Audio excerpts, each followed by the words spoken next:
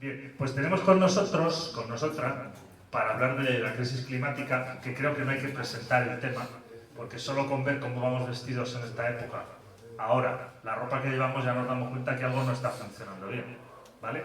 Entonces tenemos con nosotros a Eugenio Romero, que agricultor ahora, luchador siempre, compartimos juntos muchas cosas y de estas cosas que dice, nos vemos en la calle, pues resulta que sí, a muchos no lo vi, pero a Eugenio me lo encontré en la calle y me trae unas verduras de maravilla y yo pues en lo que puedo pues les tiro algún articulillo para el Salto de Extremadura, para cosas así, o sea que sí, que lo de la calle existía y Eugenio está siempre ahí.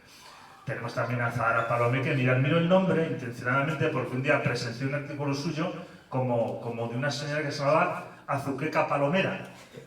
Entonces yo toda la semana nervioso no vuelvo a calarla igual. Entonces pues a Zahara es periodista, poeta, escritora y es un gusto tenerla aquí porque seguro que nos trae muchísimas cosas interesantes y además desde una mirada especial. Y bueno, ya que está mi amigo Ángel Calle Collado, que no sé si presentarlo porque como es fijo en plantilla de la enredadera, es fijo discontinuo de la enredadera. Entonces ahora por lo visto estaba de baja o algo así de la enredadera y ha vuelto. Pero como Ángel siempre mantiene la tensión, ha vuelto con un atasco y con un desvío en la autovía. De manera que ha llegado nervioso y sudoroso, como llega siempre las cosas, pero llega. ¿Vale? Pues Ángel Calle es teórico, agricultor, profesor, sabio de estas cosas, como estas dos personas que nos acompañan, y seguro que nos descubren puntos de vista interesantes o nos despiertan alarmas sobre asuntos que no hayamos caído en relación al cambio climático. Evidentemente la enredadera no es un espacio negacionista en este sentido, queda claro, y pues quedamos en sus manos. Cada uno va a ocupar un espacio de tiempo y después pasamos a establecer un diálogo con ellos, que esperamos no sea tan denso como el que hacemos en otras ocasiones, porque a veces parece que no tengamos casa, ¿de acuerdo? Entonces yo me quedo aquí a un ladito para echar una mano en lo que haga falta y quien haga preguntas que sean más declaración de principios que preguntas, que no pasen de 2 minutos, por favor, que ya nos conocemos. Venga, bienvenidas, bienvenidos. Y empezamos por la A, o como queráis. Tenéis micros ahí, cada uno. Sí, ya lo...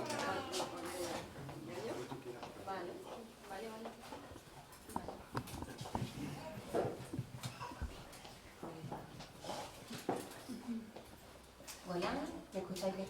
Sí, me están diciendo que empiece yo, así que soy la más ajena a este espacio, porque Yuyi y ya lo conozco, pero bueno, estoy muy agradecida de que me hayáis invitado y bueno, sobre todo Yuyi, que es el que empezó con todo el follón. Como estos dos señores que están aquí conmigo son más de ciencias y seguro que vienen con muchos datos y muchas cosas interesantes que contar, pues yo quería hablar de la crisis climática desde una perspectiva cultural, que normalmente es algo que no se aborda así. Siempre nos dicen pues datos de sequías o bueno, no sé, cuánto se están derritiendo los polos, etcétera, todo muy numérico, pero en realidad si queremos hacer frente a este problema, pues tenemos que pensarlo también como problema cultural, porque vamos a tener que cambiar mucho de nuestros valores, ¿no? Entonces, bueno, voy a leer de la manera más amena que puedo un pequeño texto, se llama De crecer para vivir mejor, y luego pues ya lo comentamos después en el turno de preguntas. Janina es una señora mayor.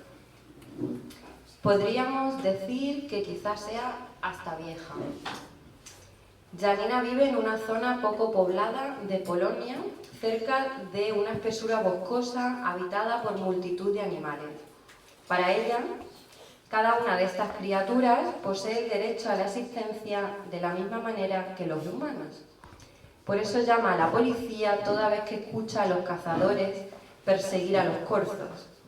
Por eso se lleva las manos a la cabeza y grita: «Se está produciendo un crimen», cuando siente que la labor cinegética de unos desalmados está a punto de terminar con la vida de una fauna a la que considera su igual. Yo estoy mucho más cómoda con esta luz. Sí, O sea que muy es feo, estupendo. media cabeza. Y bueno, rechinan los dientes de frustración esta mujer al notar que las fuerzas del orden la tienen por loca. Por eso, un día decide tomarse la justicia por su mano. Janina, por supuesto, es un personaje de ficción. La protagonista de la novela sobre los huesos de los muertos, obra de la premio Nobel Olga Torcascu, pero tal vez en esta mujer medio chiflada que llora la pérdida de un corzo como si se tratara de un hijo, residen las claves de la sociedad postcapitalista a la que estamos abocados de manera más o menos justa, dependiendo de la estrategia política que seamos capaces de poner en marcha en las próximas décadas. Todos, de alguna forma, deberíamos ser Janina, esta mujer, este personaje de ficción. El problema es que casi nadie lo es y que a quien lo intenta normalmente lo matan. Más de 1.700 activistas climáticos han sido asesinados en la última década. Estos son datos de la BBC. He querido comenzar esta charla desde la literatura porque, al margen de ser poeta, me parece que el desafío más profundo al que nos enfrentamos en el contexto de esta emergencia ecosocial es de cariz cultural, como he dicho al principio. El calentamiento global, pero también la crisis de biodiversidad y otros límites que poco a poco vamos superando, como el de sustancias químicas, considerados seguros, requieren no solo de rápidas mudanzas en nuestro sistema económico, sino sobre todo de un giro cultural tan radical que con él se produzca el vapuleo de valores y costumbres bien arraigados, lo cual pasa asimismo por el terreno emocional y afectivo. El impostergable objetivo que tenemos por delante es sin duda muy dificultoso, pues como decía Jorge Richman, requiere adoptar un corpus de creencias, de hábitos propios del postcapitalismo, mientras respiramos aún enfangados en el sistema capitalista. En otras palabras, Janina, esta mujer de ficción, jamás protegería a los corzos para después moverse a todas horas en coche privado y desde luego no aislaría su casa con el consecuente ahorro de calefacción para luego gastar ese mismo carbono en una luna de miel en el Caribe. Así que el compromiso exige su ejecución a tiempo completo. Debemos poder abrazar un ideario decrecentista que moldee nuestros comportamientos de la misma forma que lo ha hecho hasta ahora el mercado, con el mismo nivel de penetración e igualmente a nivel global. De lo contrario, estamos perdidos. Esto, que es tarea de Sísifo, comienza por el deseo. Y ahora voy a hablar del deseo, que es un tema importante. ¿Qué es el deseo? Pongamos que conocemos a alguien, nos ruboriza con su presencia, poco a poco un hormigueo nos solivianta el estómago, se nos agarra a las caderas, nos baja por las piernas y luego sube raudo a la boca hasta que la voluntad de abalanzarnos sobre esa persona domina cualquier decisión racional. Aunque parezca mero atavismo hormonal, un ensayo como Usos amorosos en la posguerra española nos enseña hasta qué punto nuestros instintos han sido estructurados históricamente y reconducidos de acuerdo a las dinámicas de consumo. Carmen Martín Gaite demuestra cómo durante el primer franquismo la autarquía impuesta por el régimen no fue solamente autarquía económica, pues primaba también una suerte de economía de subsistencia afectivo-sexual que impedía a las mujeres, especialmente, desplegar sus encantos con una o más parejas, gozar del cuerpo propio o del ajeno. La frugalidad con que sobrevino la ley se tradujo en una contención física y, al contrario, nos dice Carmen Martín Gaite, cuando la sociedad de consumo y la del espectáculo fue implantándose progresivamente en nuestras fronteras, se permitió cierta relajación del corsé o la faja, y que estas mujeres dieran más o menos rienda suelta a su imaginación lúbrica, como de hecho se produjo durante la transición. Podríamos afirmar, con Carmen Martín Gaite, que el frigorífico, la televisión y el 600 distendían la moral, o que la cada vez más aceptación del deseo sexual como hambre que podía ser satisfecha transcurrió paralela a la acumulación de objetos y de la conquista del ocio como derecho supremo. Esto, que ocurrió en otros países, aunque los tiempos no fuesen exactamente paralelos, en Estados Unidos el consumismo llegó antes, indica una clara asociación del placer con el dinero, con poseer cosas, y llegó un momento en que ya daba igual la persona con quien deshilacharnos en arrumacos, porque el deseo se había transferido completamente a la mercancía. Y voy a leer una cita de Pasolini, que es de los años 60, que demuestra esta relación entre el deseo y la mercancía. Y nos dice Pasolini: muchachos de 17, 18, 19 años, totalmente marchitos, que no saben decir nada de su trabajo ni de sus amores. Por lo menos así lo indican los datos escuetos y sencillos. Y está citando a estos muchachos. Soy mecánico, mi chica se llama María. La vi ayer por la noche y nos fuimos a la cama. Se despiertan de golpe, como autómatas que vuelven a ser hombres, cuando se habla de coches y motos. Los ojos relucen de improviso, el tono de voz se enciende, el discurso conoce la incognoscible ternura. Para un velocímetro, dice Pasolini, para un velocímetro sí hay palabras auténticas de amor y adoración. Pero para las novias no.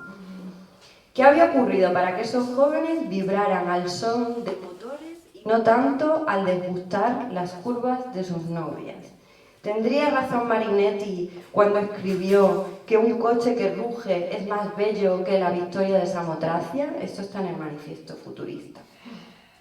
Y si una mayoría de personas a partir de los 60, 70 se podía comprar un coche, no solo por la subida de los sueldos, sino por la introducción del crédito, se les daba el carné de hombres, de ser humanos, por tener coche. Había ocurrido lo que el mismo Pasolini explicó antes de morir, que el consumo se había transformado en una forma de totalitarismo, decía Pasolini. Un fascismo de nuevo cuño, y estas son palabras casi literales de él, fascismo de nuevo cuño que había logrado totalizar las conciencias, homogenizar los hábitos y deseos de la gente, que en otra época gozó de múltiples tradiciones en torno a las que se constituía una identidad arraigada en el orgullo de clase. O sea, básicamente Pasolini dice que el consumismo es la nueva identidad de todos y que sustituye a lo que antes sería pues un orgullo de clase, ¿no? Un sentimiento de clase. El intelectual italiano creía firmemente que el consumismo representaba la verdadera tragedia de las masas en la Europa de posguerra. Una tragedia que se había valido del racionalismo y la secularización para promover una nueva sacralización que elevaba la compra de objetos al ritual, o sea, como una especie de nueva religión.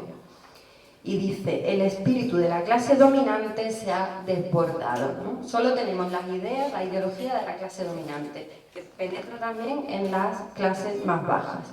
Y con ello se intuía una derrota de cualquier revolución, inclusive una posible revolución medioambiental.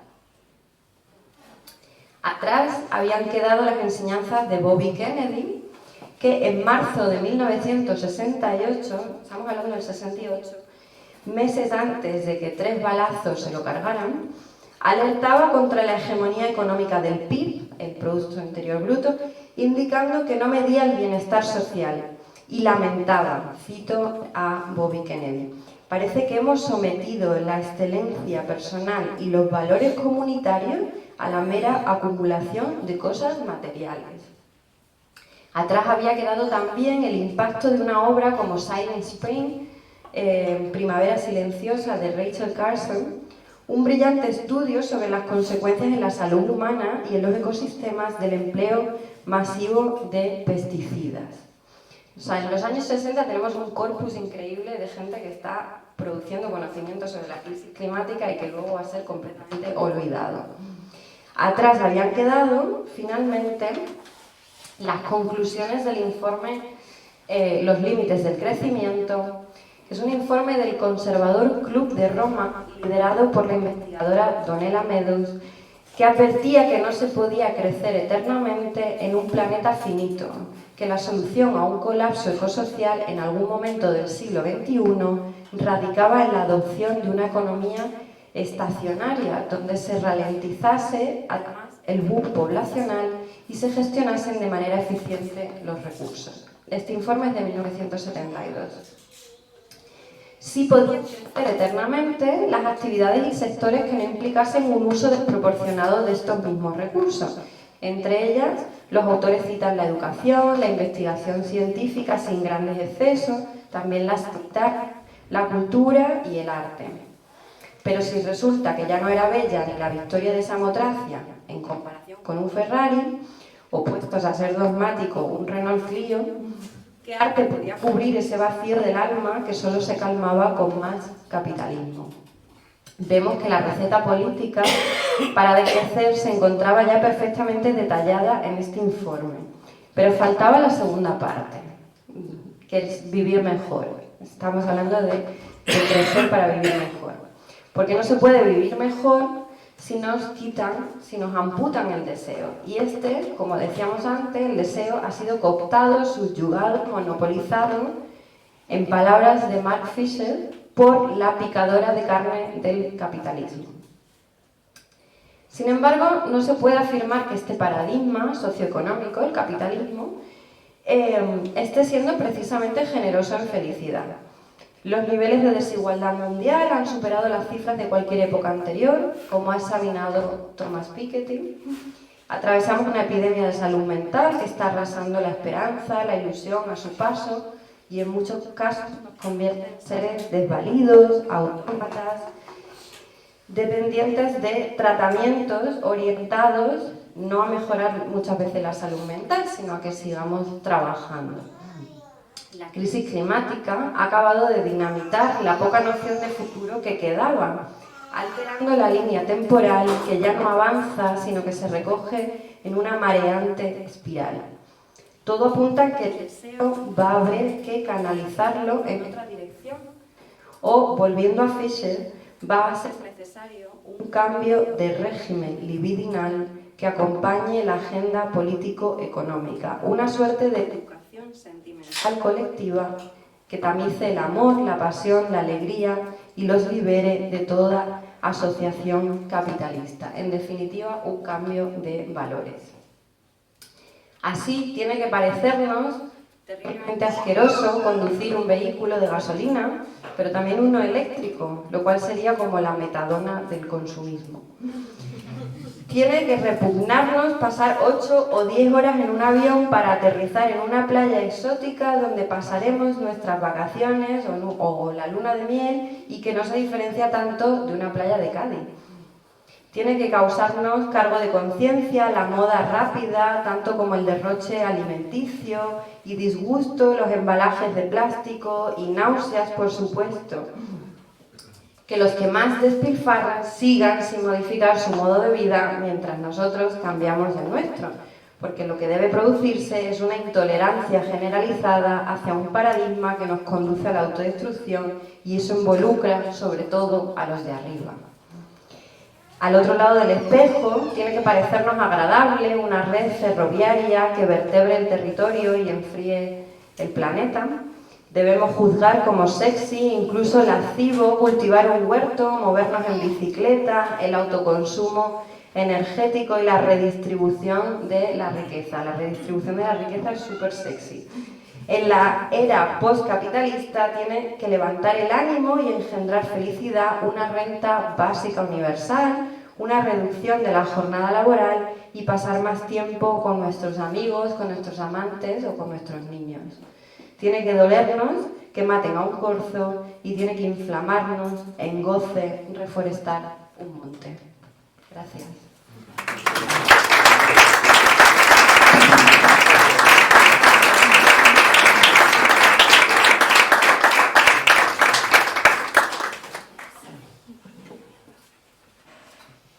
¿Qué decir ahora?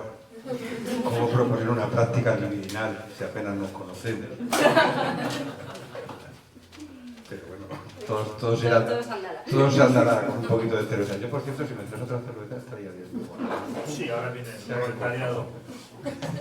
Porque este es mi ratito libre que tengo entre volteos de quesos que tengo en la cabra tirar Jerte, la cooperativa de distribución que estamos ahí afinando. Ahora empezaron los espárragos, llegará la cereza, llegará luego la castaña, llegará la manzana. Llegó ayer también una reunión muy chica. Uy, guapísimo, está por aquí. Llego ayer también de una reunión que compartí pues, con gente aquí muy querida, de Enverde, muy conocida también aquí en la Enredadera, sobre una posibilidad de que las comarcas altoextremeñas tuviéramos autonomía energética a través de la luz y el agua. ¿Por qué digo esto? Porque emocionándome con estas cosas, con estas prácticas quizás que sí tienen que estar habitadas por el deseo, porque como estén el deseo de estar consigo mismo y el deseo de compartir y el deseo de expandirse, ¿no? Vitalmente, porque como estén ligadas con el deseo de acumular dinero, esas prácticas no tienen mucho sentido. Entonces estamos buscando ese deseo, pero de lo que vamos a hablar aquí también es del contradeseo que tan bellamente y bueno, Pasolini ya lo dijo todo. Pasolini ya lo dijo todo de lo que nos estaba viniendo a esa pérdida, digamos, de sentido deseante también y bueno, con alguna cierta controversia y tal, sobre los hijos de los policías y cosas de así, tal, alguna cosita por ahí, alguna perlita por ahí a favor, digamos, de sociedades más estructuradas, pero es verdad que sí, ha desaparecido el deseo. Me preocupa, junto a esa desaparición del deseo de lo bello, y lo bello tiene que ser, luchar por ese reconocimiento de codependencia y trabajar ahí. Lo que me incomoda y lo que me hace moverme también en estas historias que estoy contando, que tienen que ver con unir la agricultura y la ganadería, con lograr otro tipo de cadenas de alimentación que se salten la gran distribución o con ciertas autonomías en bienes esenciales, es la comprobación de que asistimos ciertamente bajo el cambio climático a un derretirse de tramas sociales que son esenciales para repensar la vida y para repensar ese deseo. Y ese deseo tiene que ser un deseo interdependiente, un deseo del prójimo y la prójima estén por ahí. Se nos derriten los lazos, las cooperativas están decadentes, ya no significa, son más bien almacenes de fruta, la llena de Jerte. Se nos derriten saberes, no sabemos distinguir a veces lo que son preguntas a un agricultor ahora que te pueda decir 9 especies o variedades de plantas que tenga en el huerto y difícilmente lo hará. Se nos derriten también las culturalezas, es decir, una práctica de la festividad muy ligada, en este caso a lo del Valle del Jerte, digamos a la tierra. Cuando se habla de la flor del cerezo, lo que se habla es de una mosificación de un monocultivo que, bienvenido porque está ligado a la tierra, pero en su desarrollo práctico podían desarrollarse los arrabales de Francia siendo un escaparate más en Disneyland. Creo que poca gente notaría la diferencia, ¿no? Entonces, esa sustitución del espectáculo por culturas que están aproximadas a la naturaleza. Eso es lo que se nos derrite, ¿no? Y frente a eso, pues hay 3 noticias. Una noticia buena, otra noticia mala, bastante mala, y hay una noticia necesaria. La noticia buena es que esta de derretirse de estos lazos sociales, este software que nos mantenía los últimos 16.000 años, cuando empezó a quedarse esos focos agroganaderos, la noticia buena es que esto va a estar plagado en no mucho tiempo de infiernos, de pequeños infiernos en los cuales vamos a tener que desarrollar otras estrategias que no pueden pasar por los sistemas agroalimentarios, incluso por los sistemas políticos concebidos. Digo buena noticia, evidentemente con cierta ironía, pero aquí lo que estoy recordando es 2 posibilidades que están muy bien referidas por 2 mujeres de gran intelectualidad en lo que ha sido pensar con frescura, que es Rebecca Solnit, que es la que se apunta a la descripción de los paraísos que hay en el infierno. Es decir, cuando entramos en etapa de crisis, si pensamos en cómo ha habido crisis alimentarias, por ejemplo, la caída del telón, o lo que supuso, digamos, la separación entre Cuba y Rusia en el 93, despegue de la agricultura urbana, Si vemos también, por ejemplo, los primeros albores de la pandemia aquí, alguna serie de redes de solidaridad bastante importante. Si pensamos, por ejemplo, que en Madrid, que ahora la gente relaciona con Ayuso, el 40% de la ayuda alimentaria estuvo distribuida por vecinos y vecinas que se autoorganizaron, pues vemos lo que dice Rebeca Solnit, que hay paraísos en el infierno. Esa es una visión no optimista, sino histórica de una realidad. Frente a esa está otra también muy documentada, que es la doctrina del shock. Y es que cuando hay shock, la gente se queda un poco alelada y nos la cuelan por todos los sitios. Eso también lo hemos visto en la pandemia. Sobre todo lo que estamos viendo es que eso ocurre más cuando las estrategias de control y de poder van hacia arriba.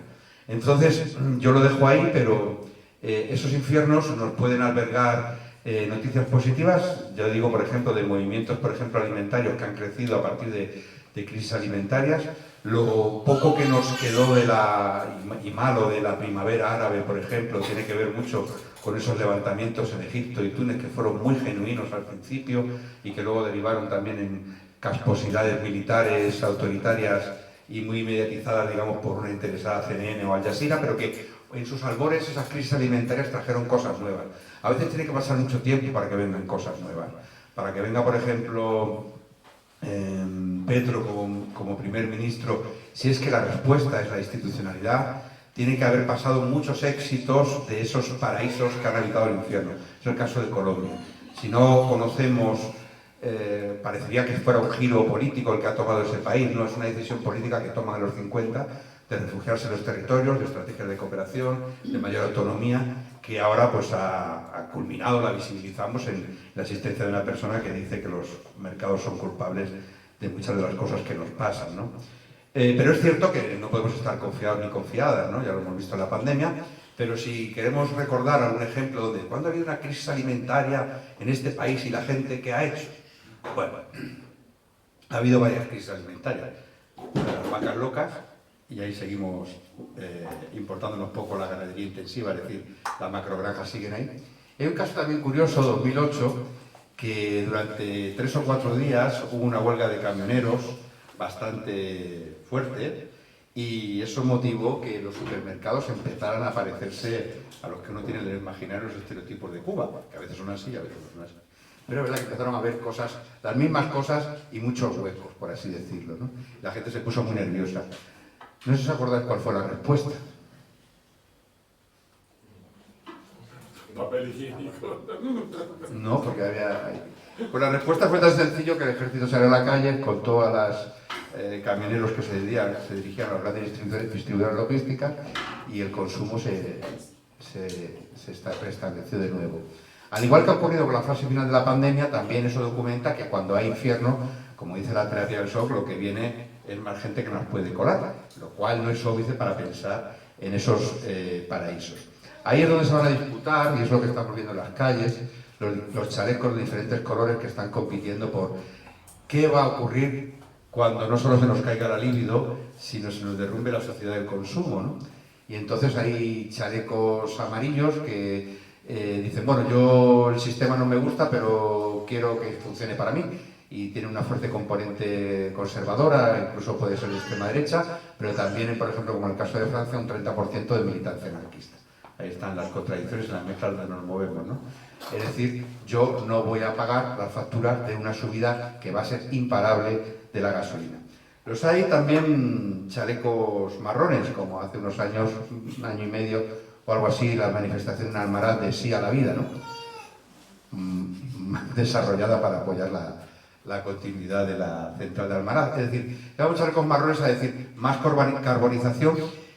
Y hay que entender entonces que estas estrategias o estas dinámicas se dan cuando la gente tiene mucho que perder, está en los eslabones finales de la cadena de globalización, ha vivido ahí también de una forma adocenada, de una forma consentida por el Estado y por poderes públicos, pero que también ahora mismo, si mira a su alrededor, lo que ve también es un desierto. Lo podemos penalizar y decir, poder pensar de otra manera y tal, pero lo cierto es que los chalecos marrones de quiero seguir viviendo como hasta ahora, pues va a ser otro elemento. Otro elemento, otra potencialidad puede estar en los chalecos verdes, todos estos Fridays for Future o las resistencias que hemos visto en Francia frente a esa emergencia de diferentes infiernos.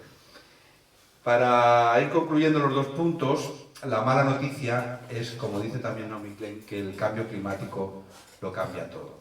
Lo cambia todo. Hemos tenido un diálogo con la naturaleza y a partir de ahí han surgido los focos agroganaderos y los sistemas alimentarios que ha durado 16.000 años. Durante esos años han ido ocurriendo cosas como variedades. Yo que vengo del Valle del Jerte, donde tenemos razas autóctonas en vacas, la morucha, en cabras, la verata y también variedades que conoceréis, por ejemplo, de la cereza picota, una serie de variedades que nos han acompañado durante un tiempo. Yo no sé lo que es ser autóctono. Ser autóctono es ser 10 años más, 20, 40, 60... La idea de autóctono también tiene una idea de esencialidad que no es cierta porque el mundo está en continua coevolución y las capas que vemos ahora culturales o de variedades o de razas de animales no es más que un acúmulo de los últimos 16.000 años que han ido trayendo capas. O sea, esto es una enorme lasaña que se va mezclando. Lo de la idea de autóctono tampoco. Pero es cierto que había variedades que se comportaban más y es tan duro y sorprendente, variedades, por ejemplo, yo tengo cerezas y otra gente en mi pueblo, caso del Castañar, donde habrá 40 árboles, una variedad pico, limón negro que ha estado allí 300 años, que quizá la trajeron los romanos porque era una variedad súper pequeña, muy poco comercializable, pero la más exquisita, más valorada, se comporta mal con el cambio climático. O sea, hay variedades autóctonas, no son la mayoría, pero que empiezan a comportarse mal en esa presencia y ves que, por ejemplo, donde estaba el roble, pues el roble ya no siquiera puede estar, la encina avanza hacia lugares más altos y a lugares más bajos, pues por el manejo agroganadero y por muchas cosas, pues lo que hace es desaparecer. Consecuencia, en unos lados avanza el 80% del desierto, en otros lados, donde hay todavía algo de vida, las variedades están un poco despistadas, los polinizadores a veces ya no los tenemos como antes, incluso pueden ocurrir cosas peores, que los ciclos de polinización no coincidan con los ciclos de floración, eso sería un desastre. O sea, si eso ocurre, eso sería una bomba atómica en los sistemas agroalimentarios que tenemos acá. Es decir, esto lo cambia todo. El diálogo que hemos tenido en 16.000 años va a verse profundamente alterado en un contexto de erosión de lazos, de saberes y de culturas, digamos, pegadas a la naturaleza. Y esto es lo realmente gordo.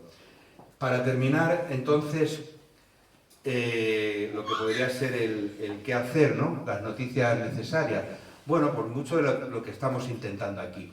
Simplemente generar esas tramas sociales e invitarnos a repensar los lazos, a repensar los saberes que necesitamos en un contexto de pérdida de fertilidad, de evapotranspiración, es decir, la sudoración de las plantas que se dispara y se desmadra, de mayor escasez de agua, a pensar nuestras formas de vida. Eso ya es interesante. Y eso llevado al tema de la producción no solamente va a ser interesante. Yo veo, por ejemplo, cómo se está produciendo un fenómeno peligroso incómodo para mí, que es la convencionalización de la agricultura ecológica. Cada vez va a haber más producción ecológica, pero cada vez va a ser menos ecológica. O sea, cada vez va a haber más titulares que pongan un certificado que es una producción ecológica, pero su metabolismo, la degradación de los suelos, la emisión de CO2, la utilización de plástico, va a ser mayor, porque lo van a colonizar el Lidl y 4 patentes que tengan por ahí. Frente a eso, yo me dicen, por ejemplo, en el Valle, este año se han salido 3 o 4 de la Asociación de Agricultores Ecológicos. Digo, joder, qué pena. Digo, no me parece que... Si se han salido porque están rechazando la certificación y esos mercados globales, a mí no me parece mal.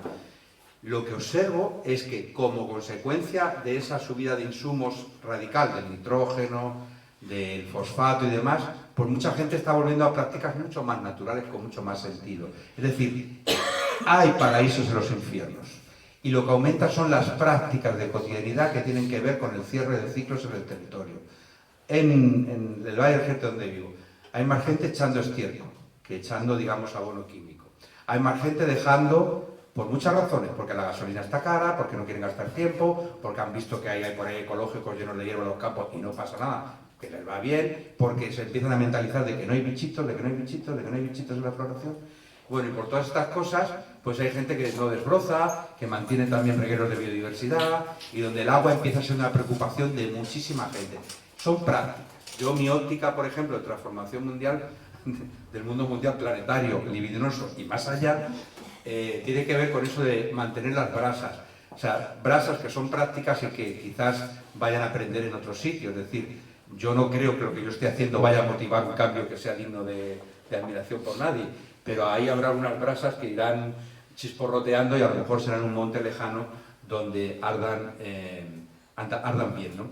Entonces, hay elementos de prácticas de relocalización forzosa que van a ser positivos y que tenemos que reforzar en el sistema agroalimentario.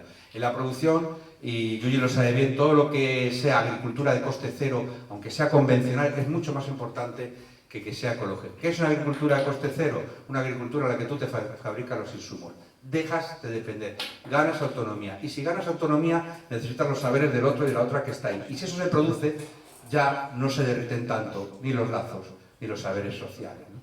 Entonces, hay elementos de esa relocalización que hay que aprovechar, que hay que fomentar porque nos van bien. Otros que nos gustaría, bueno, es posible que surgiera un sindicalismo donde se defendiera la alimentación como un hecho integral. Es decir, quien quiera producir que lo haga sanamente, todos que queremos comer, pasemos de comer y metámonos en una alimentación saludable. No es lo mismo ingerir algo comestible que ingerir un alimento. Entonces, pasemos un poco a crear sinergias entre quien quiere nutrirse saludablemente y no lo puede hacer, sobre todo las, como diría la compañera Isabel Alba de Baladre, las que mal comen, que se presentó aquí también el libro hace un tiempo, ¿no? Las personas que van a estar desahuciadas de un derecho a la alimentación mínima, con las que nos queremos también nutrir bien, con las que queremos producir sosteniblemente bien, con las preocupaciones que hay, por ejemplo, en colegios, institutos, en el centro de salud, de que la gente tiene que alimentarse para no enfermar. Hay un espectro ahí de biosindicalismo, perdonad que utilice la palabra bio, que a veces es un poco denostada porque todo es bio, sinceramente, pero bueno, quiero decir que tiene que haber un sindicalismo de la vida que trascienda lo agrario y que hay de lo mío y que hay la productividad, ¿no? Y por concluir, pues las cuestiones que están abiertas, pues son algunas con mayúsculas, las ha enunciado Azahara con mucha mayor belleza de lo que yo estoy diciendo ahora, ¿no? La cultura de la anticipación, de que encontrarnos la casa menos destrozada. ¿Cómo construimos esa cultura de anticipación? Es decir, ver un poquito más allá y prepararnos eso. Pero es que eso tiene que estar montado también, ese hardware tiene que estar montado en un software, es decir, esas prácticas tienen que estar montadas en un deseo. ¿Dónde está esa cultura libidinal alrededor de cultivar la vida? Pues esas dos cosillas. Y también lo que me preocupa es que aunque dentro de los infiernos puede haber paraísos, ¿qué nivel de infierno vamos a tener? Es decir, ¿cómo va a quedar destrozada la casa a la hora de que luego nos pongamos a buscar ladrillos, a plantar una huerta y demás? Eso sí que es preocupante. Ahí se entienden que hay alianzas, porque yo no estoy hablando solamente de prácticas de cada uno por su casa, sino que estoy hablando de tres planos, donde la cooperación en el territorio es fundamental, la articulación social indispensable, pero también tenemos que pensar en cómo parar la barbarie, porque si la casa está muy destrozada, seguramente bajo los escombros esté una población que ya está sufriendo las consecuencias de marginación, ¿no? Entonces, bueno, se derriten las tramas, encendamos el deseo.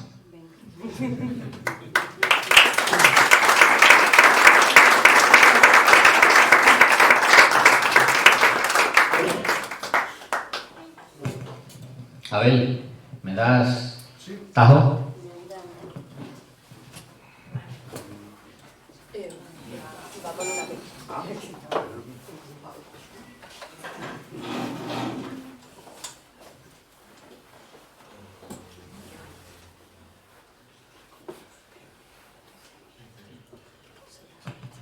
Bueno, pues nada, muchas gracias a todos y a todas por estar aquí, a Manolo, a la Enredadera, no solamente por organizar este evento, sino por todos los eventos que organiza a lo largo del año, durante ya varios años, y que hacen este lugar un referente en todas las temáticas que abordan, ¿no?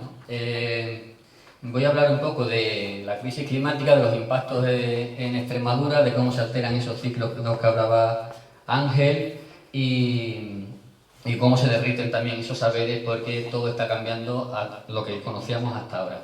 Entonces quiero partir de... ¿Esto cuándo se enchufa? A ver... No va ahí. Ahora.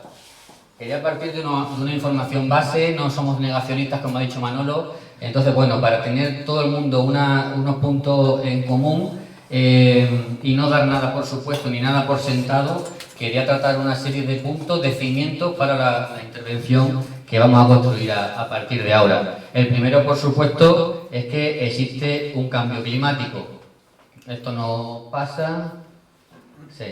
Existe un cambio climático, eso es innegable, en Extremadura lo estamos sufriendo por un aumento de gases de efecto invernadero que tienen una gran capacidad de captar la radiación solar, que esta no se escapa al exterior y por lo tanto se queda toda esa radiación más cerca de la Tierra y bueno, pues hace como un invernadero propiamente dicho, con esa capa por encima de gases de efecto invernadero. Estas emisiones, por supuesto, en su mayoría son emitidas por las clases más ricas.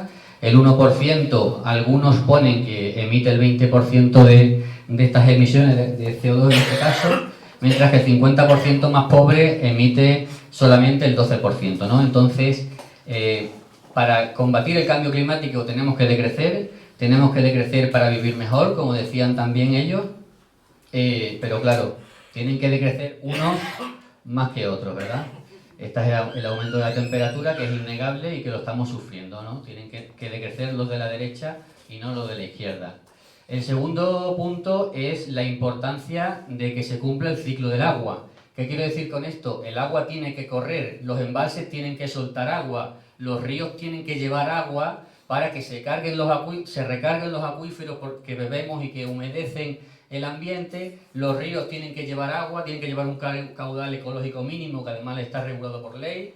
Podemos debatir si tiene que ser mayor o menor, pero el agua tiene que correr, las presas tienen que soltar agua para mantener la flora acuática, la fauna acuática, para que beban los herbívoros que después son presa de los carnívoros y no atacan al ganado, para que beban los linces, beban los zorros y se coman los conejos porque si no forman plaga, para que beban las rapaces que se comen los topillos y evitan plagas también, etcétera, etcétera, ¿no? Para mantener el equilibrio. Por lo tanto, es fundamental pues eso, que los ríos corran y que el agua vaya fluyendo, ¿no? Para mantener este equilibrio. Y aquí hay que también diferenciar, porque luego lo trataremos adelante, entre agua azul y agua verde, ¿no? El agua azul es la que está embalsada, la que está recogida en los embalses, y el agua verde es la que cae sobre la tierra, hace crecer el pasto, mantiene los árboles, el bosque, los cultivos leñosos y también los de secano, que hablaremos luego de eso. Y bueno, pues también el último punto que quería tratar es el convenio de Albufeira, ¿no? Es un convenio entre países que tenemos que cumplir y que además es obligatorio porque, como digo siempre, el Guadiana y el Tajo no son ríos extremeños, no son ni siquiera ríos españoles, son ríos hispanolusos, hispano-portugueses, en definitiva son ríos internacionales y por lo tanto tenemos que cumplir con ser solidarios, ¿no? Porque también la población portuguesa tiene derecho a tener unos ríos con un caudal ecológico mínimo que les permita vivir dignamente. No me quiero imaginar que Castilla-La Mancha diga no soltemos más agua para Extremadura, ¿no? Pues por lo mismo, todas esas críticas que escuchamos en los medios de comunicación, ¿qué hacemos soltando agua a Portugal? Pues porque el agua no es nuestra, básicamente, por eso. Entonces, esto no va a haber, esto no pasa. Entonces, partiendo de ahí, como decía, es innegable que la temperatura está aumentando, lo estamos sufriendo en Extremadura y bueno, pues aquí vemos, lógicamente, si nos ayuda esta imagen, el agua no es nuestra, básicamente, el Tajo y el Guadiana. El verano del 2022 fue ya el más caluroso desde que hay registros y haciendo una proyección se estima que fue el más caluroso en el último siglo, ¿no? Recientemente, en el mes de marzo, hemos superado récord de temperatura. En marzo de 2023, Don Benito superó la del 2021 y Cáceres la del 2017. Es decir, no estamos superando récord de temperatura de hace 40 años, sino cada vez que superamos la temperatura con mayor frecuencia, ¿no? Y fijaros la previsión de temperatura para el día 26 de la semana que viene, por encima de la media de junio de los últimos años. O sea, no estamos hablando de cualquier cosa. Ese mapa del IPCC pues marca esos escenarios que comentaba Ángel según hacia dónde, según cómo reaccionemos, dónde podemos llegar, ¿no? Y muestra cómo influirá a las diferentes generaciones pues el cambio climático, ¿no? Los que nacieron en el 1950 han sufrido en los últimos años sobre todo temperaturas altas y bueno, pues todavía les quedará en los siguientes años una mayor frecuencia, depende de lo que hagamos, de cuándo reaccionemos y en qué medida, pues esos escenarios tendremos de calor, ¿no? Los que como yo nacimos en los 80 y que tendremos 70 años en el 2050, pues nos quedan aquí muchas olas de calor y muchas fatigas, resumiendo. Y los que nacieron en los años 20, por aquí hay algunos, que tendrán 70 años en el 2019, pues fijaros el futuro que tienen por delante. Por eso digo que hay que reaccionar ya, y cuanto antes lo hagamos y con mayor contundencia, pues podemos evitar los peores escenarios, ¿no? Lo comentaba Zahara, la rana que se está cociendo en la sartén a una baja temperatura no se da cuenta y no reacciona, ¿no? Si entrara en la sartén con el aceite caliente saltaba, pero como nos estamos cociendo poco a poco, no saltamos y no reaccionamos, y por eso es importante tener toda esta información. Fijaros que esto se traduce en muertes, ¿no? Eso, o sea, yo creo que no hace falta que a nadie se lo explique. Y esto está contabilizado. El año pasado en España murieron 5.700 personas por tema de calor, y esto tiene que estar registrado en la partida de defunción.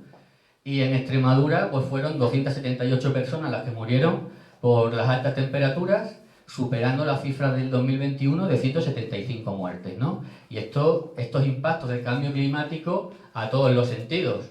Tenemos aquí un riesgo extremo de incendio a 21 de abril. No hace falta que lleguemos al mes de agosto para tener alto riesgo de incendio. Aquí influye lo que hablaba Ángel, esa ganadería que se ha perdido en los montes y esa gente que estaba gestionando el monte y que ya no lo está. ¿Esto cómo afecta a los cultivos? Pues estos son datos de Extremadura del año pasado, ¿no? Las olas de calor en primavera sucesivas que tuvimos y que las estamos teniendo este año también, quemaron la flor, la flor no fructificó, hubo mucha menos aceituna, y esto se tradujo que en Guareña, por ejemplo, nosotros tenemos aceituna, nos pagaron el kilo de aceituna 72 céntimos cuando siempre había estado entre 30 y 33 céntimos. Las cooperativas cerraban mucho antes porque no había fruto que coger, ¿no? Esto, por supuesto, a nadie se le escapa que va a repercutirse en el cliente, ¿no? Va a subir el aceite de oliva, no sé si habrá restos de la cosecha anterior, pero cuando la del 2022 se ponga ya a la venta, que ya estará seguramente, y este año, si pasa otra vez lo mismo, se agravará la situación, pues esto va a influir en el coste de los alimentos, ¿no? Que ya está influyendo. Vemos también la vendimia, se tuvo que adelantar porque ya se estaba quemando la uva, por lo tanto hubo que adelantarla, y con el tomate poco más o menos se estaban asolanando y ya estaba habiendo pérdidas en el tomate y se estaban estropeando, y bueno, pues con esto quiero decir que la agricultura tal y como la conocíamos hasta ahora está cambiando, están cambiando los ciclos, se están derritiendo los saberes, como decía Ángel, y esto no va a mejorar. O sea, de aquí en adelante, cada vez que queramos cultivar, tenemos que tener en cuenta que el cambio climático va a estar ahí y que en diferente mayor o menor medida, pero tenemos que adaptarnos. Simplemente es lo que quería decir, que tenemos que adaptarnos porque esto no va a cambiar. Cuanto a la disponibilidad de agua, del año pasado también, pues por toda Extremadura, Serradilla tenemos ahí, Tentudía, que es lo que peor lo está pasando, el sureste extremeño, y una sequía que aumentó a 100.000 personas ya el año pasado. Hice este mapa con las restricciones o diferentes problemas en el agua el año pasado. Tenemos ahí pues esa comarca de Tentudía muy afectada durante todo el año. Un poco más arriba los pueblos en torno al embalse de los Molinos, de Tierra de Barro, Hornacho, Ribera del Fresno, etc. Los regantes del Zújar y de Orellana tuvieron restricciones, luego las comentaré. Los pueblos en torno a Valdecañas también tuvieron muchos problemas. Hubo manifestaciones en Villanueva de la Vera, en Jerte, en fin, Serradilla, Cáceres, etc. Es decir, estas cosas yo creo que no salen en la televisión, pero es importante conocerlas para saber dónde estamos. En Ribera del Fresno, pues así salía el agua, porque el embalse de los Molinos estaba tan bajo que era ya fango prácticamente. Repartieron garrafas de agua, repartieron agua en camiones cisternas. No hace falta que nos vayamos a ningún país para ver estas cosas. Los bandos municipales de los ayuntamientos de Hinojosa del Valle y de Fuente del Maestre con problemas que hubo porque también se suministraban del embalse de Los Molinos. El año 2021-2022 fue el más seco, el tercero más seco, perdón, desde que hay registros, que es en 1961. Y bueno, esto influye en la aridez, por supuesto, la falta de agua y el aumento de la temperatura, que va avanzando, esto en todo el mundo, no solamente aquí. Y fijaros, ¿no? 3/4 partes de la provincia de Badajoz con clima desértico, cuando a mitad del siglo XX no había ninguna zona en Extremadura que tuviera este tipo de clima, ¿no? Es decir, esto va a tener unos impactos muy importantes en Extremadura. En cuanto al riego, como os decía, el canal de Orellana el año pasado tuvo un 20% solamente de la dotación del agua, y nosotros, yo soy regante del canal del Zújar, nos limitaron el agua a 4.000 hectómetros cúbicos por hectárea por primera vez desde que yo recuerdo. Esto, por supuesto, se tradujo en la superficie regada. En el verano del 2022, la superficie de arroz se redujo el 90%, o sea, se cultivó solamente el 10% de arroz, de 22.000 hectáreas se cultivaron 2.000, 51% de maíz y 21% de tomate. Aumentó otros cultivos que necesitan menos agua, como el caso del girasol. Entonces, vamos a ver en qué se gasta el agua en Extremadura, ¿no?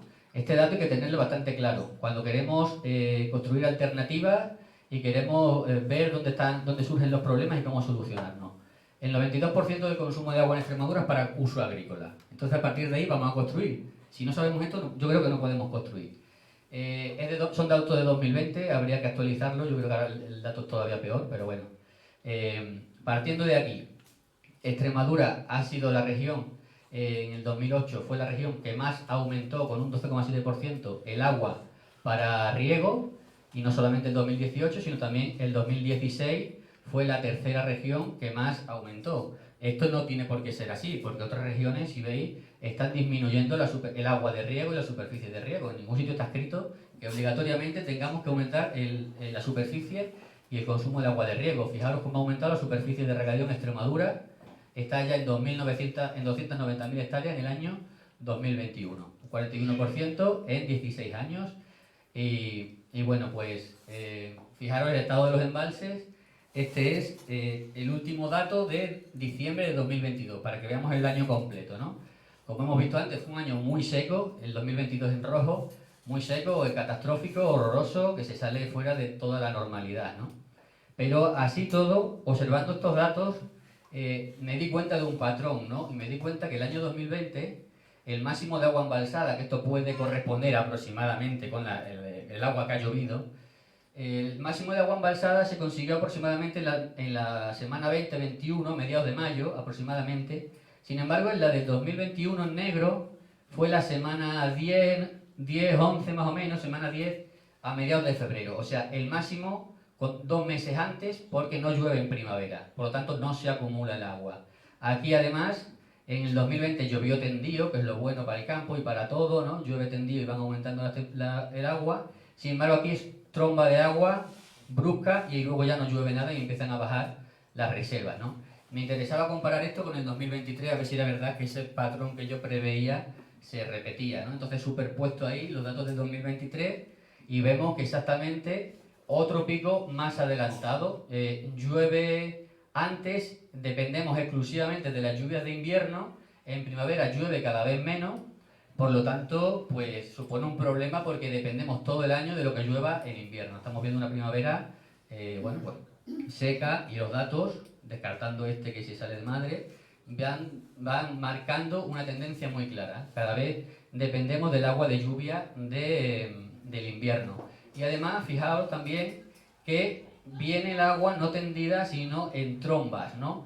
A nadie se le olvida, a Efraín, las inundaciones en la Roca de la Sierra, en Madrigalejo, o la inundación del destrozo de la Nacional Cáceres Badajoz, que Azahara lo cogió en YouTube y por poco ni lo cuenta. Entonces, por provincias, Cáceres tiene un comportamiento muy similar a lo que hemos visto, porque tiene más agua embalsada. También repite el agua embalsada cada vez antes, con cada vez menos lluvias en primavera, pero sin embargo está lloviendo mucho en invierno, tanto en el 2021 como en el 2023. Cáceres tiene mucha agua embalsada, pero eso no significa que haya que tirarla, ¿no? Ahí hay que ver qué hacemos con ella, ¿no? Hablando de los desembalses de Iberdrola, por ejemplo.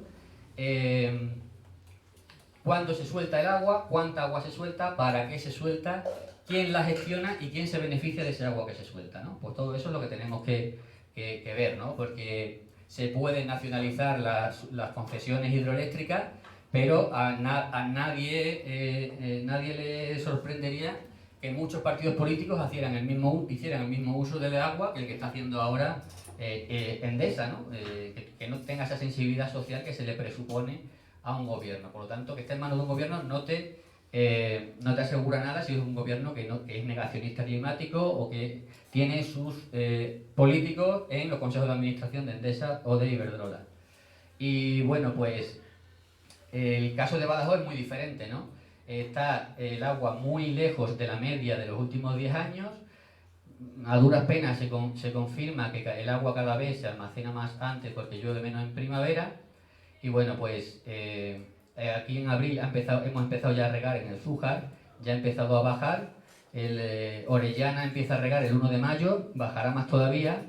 Y fijaros que en esta época, el año pasado, estaba lloviendo y los embalses se estaban llenando. Este año no llueve, empezamos a consumir antes y veremos luego más tarde cómo lo estamos consumiendo en la provincia de Badajoz. Y bueno, pues la precipitación acumulada hasta marzo de 2023, de las comarcas altoextremeñas mucho más por encima de la media, el norte de Cáceres por encima de la media, Extremadura central, Vegas del Guadiana por debajo de la media y la zona sureste la que está pasándolo mal y además lleva arrastrándolo muchos años.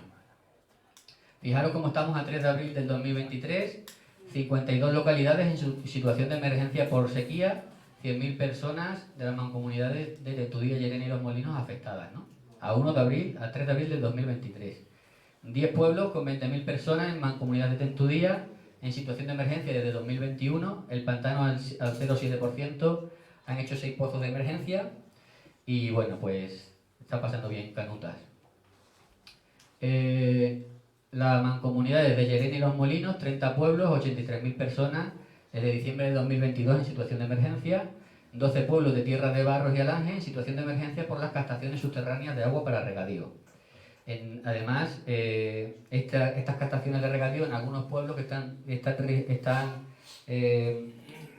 tirando de ellas, en algunas de ellas, como hemos visto en Fuentes de Canto, o sea, en Fuentes del Maestre y eso, contaminadas por nitratos de origen agrario, ¿vale? Aquí está el amigo Javier, que han estudiado aguas subterráneas por la zona de Orellana y se ve las zonas cercanas a los cultivos están contaminadas por nitratos y las que no, pues no lo están. Es así de sencillo. Entonces, esta falta de lluvia, esta falta de agua verde que hablábamos antes, está siendo catastrófica para... Esto es de ahora, de 2023, de hace unos días, para el secano, ¿no? El cereal pues va a ser un año horroroso, o sea, catastrófico. Y fijaros, o lo que os decía de cómo estamos gastando el agua este año, tal y como estamos, han quitado las restricciones a los regantes de Orellana y a los regantes del Zújar. En Orellana las han suavizado, el año pasado, como hemos visto, se regó el 10%, este año se riega el 70% de cultivos permanentes y el 60% de los cultivos de campaña, cultivos anuales, ¿no? Ya he leído por ahí que el arroz, que el año pasado bajó de 20.000 hectáreas a 2.000 hectáreas, este año se estima que se cultivarán unas 10.000 hectáreas, ¿no? Que es el cultivo que más agua demanda. Entonces, como decía antes, este año tenemos un poquito más de agua en Badajoz, pero no está lloviendo en primavera y el año pasado sí, además vamos a gastar más seguramente, por lo tanto puede que acabemos de forma muy parecida a lo mal que acabamos el año pasado. Y bueno, pues como no hace falta decirlo, ¿no? La mayoría de la agricultura extremeña está dedicada a la exportación. Y al exportar agua, al exportar productos, estamos exportando agua. Eso es de cajón, ¿no? En cuanto al agua azul, la agricultura... Esto es un poco ya antiguo, el 2001, habría que actualizarlo. La agricultura gastaría 2.000 hectómetros cúbicos de agua azul, de agua embalsada, digamos, y 1.000 de agua verde directa. La ganadería 25 de agua azul y 3.000 del agua de lluvia de los pastos directamente que consumen porque hay mucha ganadería extensiva en Extremadura. Y como vemos, pues esta agua se exporta, ¿no? El agua exportada en agricultura son 2.126 hectómetros cúbicos. Tenemos que 2.100 son de agua de azul, pues imaginaros dónde acaba ese agua que tanto falta nos hace, ¿no? En la exportación. Y bueno, pues en la ganadería también exporta mucha agua, que como hemos visto en la mayoría es agua verde, ¿no? Agua del pasto principalmente. Y bueno, pues estas exportaciones emiten gases de efecto invernadero, lógicamente. Pues aquí tenemos las emisiones relacionadas con el transporte de alimentos en España. Esto es transporte por carretera nacional. Esto se podría reducir mucho acortando ciclos, consumiendo en cercanía y produciendo en cercanía. Esto sería ya a nivel internacional, mar, tierra y aire, pues eso, de importaciones y de exportaciones, ¿no? Entonces, relocalizar la producción, relocalizar el consumo es una buena forma de reducir emisiones y de enfriar el planeta, en resumidas cuentas. Pasada por el regadío de tierra de barro, con esta ceguera de la Junta de Extremadura de ampliar los regadíos a pesar de la situación que tenemos, se quieren poner 15.000 hectáreas de vid y de olivar en secano, cogiendo el agua de Alange, que está en situación de emergencia y que es a todas luces insostenible, ¿no? Se plantean estas 3 balsas de riego al lado del pantano de Alange. Fijaos el tamaño de la balsa y fijaos el tamaño del almendralejo. O sea, que le mete un buen muerdo, ¿no? Esto lo he superpuesto, ¿no? O sea, no me voy a quedar en suposiciones. Este tipo de balsas son las que se pretenden hacer. Esto está cogido de Google, no es nada que esté en Extremadura que yo sepa. Y fijaros el tamaño de la casa, ¿no? Pues esto es como un pueblo pequeño. Esto es lo que se te pretende hacer y contra esto es contra lo que están peleando en Francia. 30.000 personas salieron el 25 de marzo y bueno, en actuaciones anteriores cortaron las tuberías en una agrupación de campesinos, de sindicalistas, de ecologistas, de personas locales, de también artistas y personas de todos los colectivos, porque si el agua no es para el pueblo, si el agua no es para los pequeños productores, el agua no es para nadie, el agua no es para la industria. Y allí se plantaron y allí excavaron las tuberías y las arrancaron. Y luego ya el 25 de marzo tuvieron una represión tremenda. Entonces, bueno, pues yo digo que nos marcan el camino los franceses. Esta es la balsa de Almendralejo. Esto es un plano del proyecto original registrado en la Junta de Extremadura y son 50 hectáreas. Si esto lo ponemos sobre Almendralejo precisamente, fijaros el muerdo que le pega al Almendralejo, ¿no? Prácticamente, pues no sé, una parte muy importante del Almendralejo quedaría bajo el agua con este proyecto, que no hay agua. O sea, ya lo digo, ¿no? Los agricultores se están endeudando para un proyecto que no va a llegar, que no se va a hacer porque no hay agua, ¿no? Y bueno, esto desde otro punto de vista. La balsa de Villafranca tiene 70 hectáreas, está en el término municipal de Ribera del Fresno. Si lo pones sobre Ribera del Fresno, sobre Villafranca, pues prácticamente, no, esto es Ribera, todo el pueblo entero quedaría bajo las aguas, para que nos hagamos una idea, porque 70 hectáreas en un descampado no sabes lo que es. Ahora, sobre un pueblo te hace mucho mejor la idea. Y esto es otro punto de vista también de Ribera. Esa balsa de Villafranca sobre Villafranca, pues prácticamente medio Villafranca. Y luego la balsa de Villalba de los Barros, son 30 hectáreas, está en el término municipal de Fuente del Maestre. Y bueno, pues sobre Fuente del Maestre, fijaos que también le da un buen muerdo al pueblo. Y si lo ponemos sobre Villalba, que es un pueblo pequeño, pues ya podréis suponer que ocupa Villalba entero, ¿no? Ahí vemos que ocupa una balsa del tamaño de Villalba. Lo que quieren hacer, ¿para qué? Pues bueno, está muy bien que estos son las parcelas de regadío de esta parte, más cercana al Ángel. Está muy bien que estos pequeños agricultores rieguen sus parcelas, pero aquí siempre hay un gran beneficiado. Y los grandes beneficiados son las grandes parcelas de los sectores 8 y 9, entre ellos Palacio Quemado, que tiene 4.000 hectáreas. Entonces, además, todo esto con dinero público, como aquí nos dice el PSOE de Extremadura, 207 millones de euros de fondos públicos y 65 millones de los regantes. Así también me pongo yo en riesgo mi parcela si me lo paga la Junta de Extremadura. Pero además es que esos 65 millones los han perdido porque no hay agua, ya lo digo, harán las obras, alguien se llevará un pellizco con esas obras de construcción, pero no hay agua, ya habéis visto cómo está el pantano de Alange, o sea, es inviable a todas luces. Y de Alange bebe Mérida, que lo sepáis, de Alange beben agua 100.000 personas en Extremadura, ¿eh? De Mérida y los pueblos de alrededor. Entonces es algo, no sé, una fantasía, ¿no? No hay agua, como yo digo, pero hay elecciones. Y aquí pues el PSOE sacando pecho de que cada año aumentan las hectáreas de regadío, ¿no? Además, más solicitudes cada año, sobre todo en la provincia de Badajoz, ahí vemos. Y bueno, pues hay otra forma de hacer agricultura, ¿no? Y aquí hay personas que lo están haciendo de otra forma y con buenos resultados. Estuve en la bodega Paco los Balancines, que está en La Oliva y al lado de mi pueblo. Hacen vino de secano, pero no de cualquier forma. tienen una cubierta vegetal, las cabras desbrozan a dientes, estercolan la tierra y estamos teniendo cantidades de uva similar a la convencional y obteniendo premios nacionales e internacionales, ¿no? Cubiertas vegetales, no solamente las cubiertas vegetales, que son fundamentales con todo lo que hemos visto, porque evitan la evaporación del agua, que es fundamental, que quede más tiempo en el terreno y por lo tanto que sean más resistentes a la sequía, tanto en viña, como hemos visto, como en olivar, como por supuesto en hortícolas de regadío, además de otras técnicas como las asociaciones de cultivos, etcétera.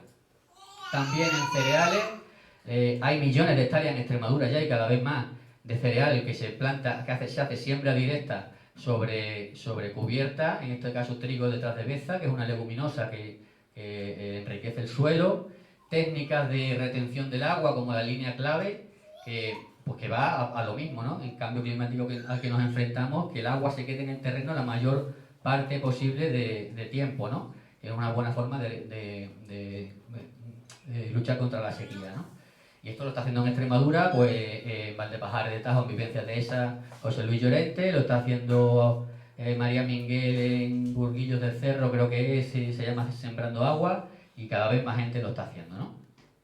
A través de bueno, también en la Caraba lo están haciendo, a través de este instrumento. Modificar la dieta, luego si queréis también hablamos de ello en el debate.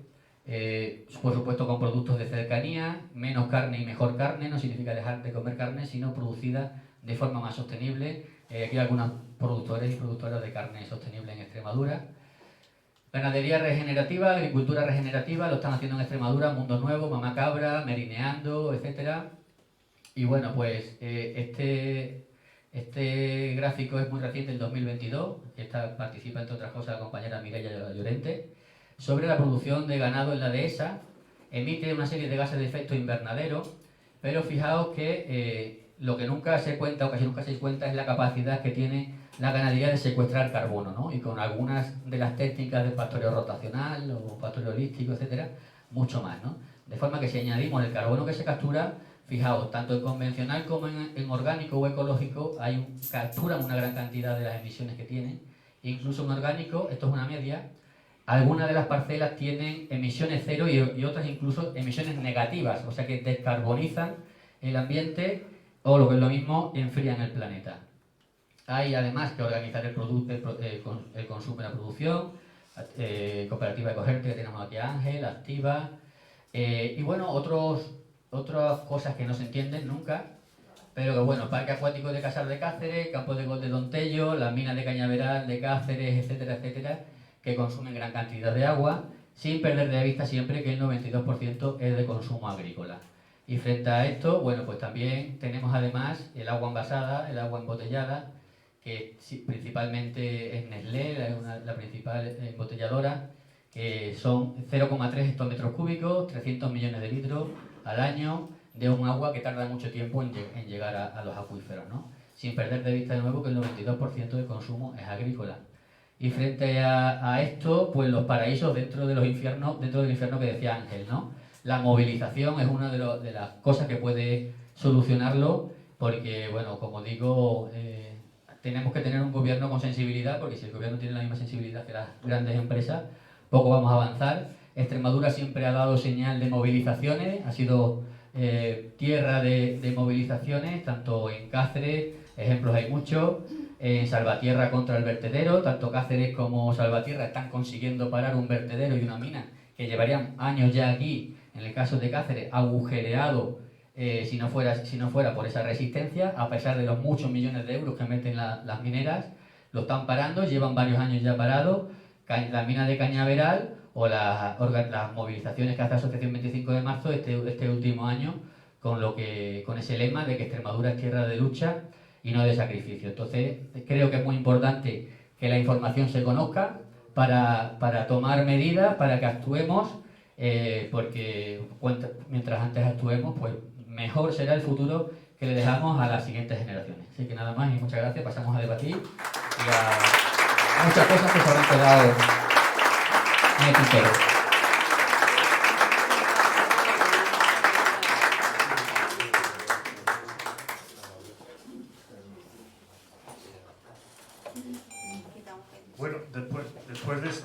datos abrumadores. Yo no sé si tengo... Yo tenía 3 preguntas para hacer, pero creo que no voy a hacer ninguna ya, porque es que están respondidas. Esto es lo que vamos a... Todo lo que tenía previsto es que lo habéis resuelto.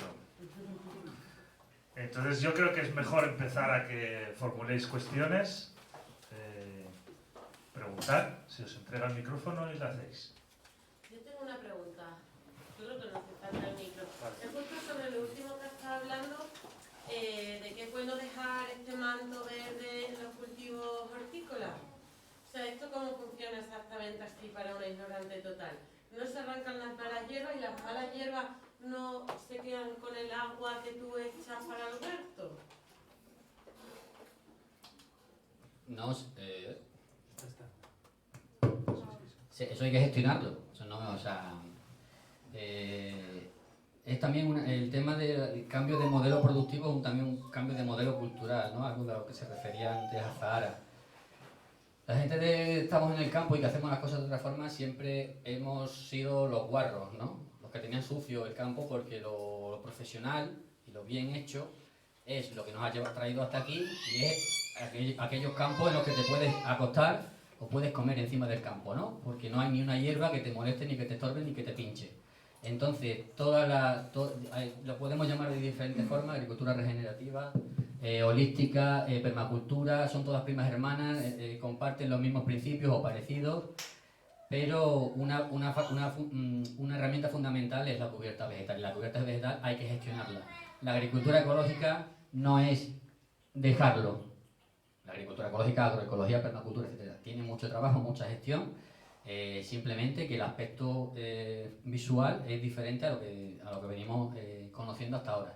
Entonces, pues eso, hay que gestionarla, puedes potenciar que se favorezcan las plantas silvestres, las plantas que están en el suelo, puedes sembrar, pero hay que gestionarla. Llega un momento en el que tienes que tumbarla o tienes que segarla.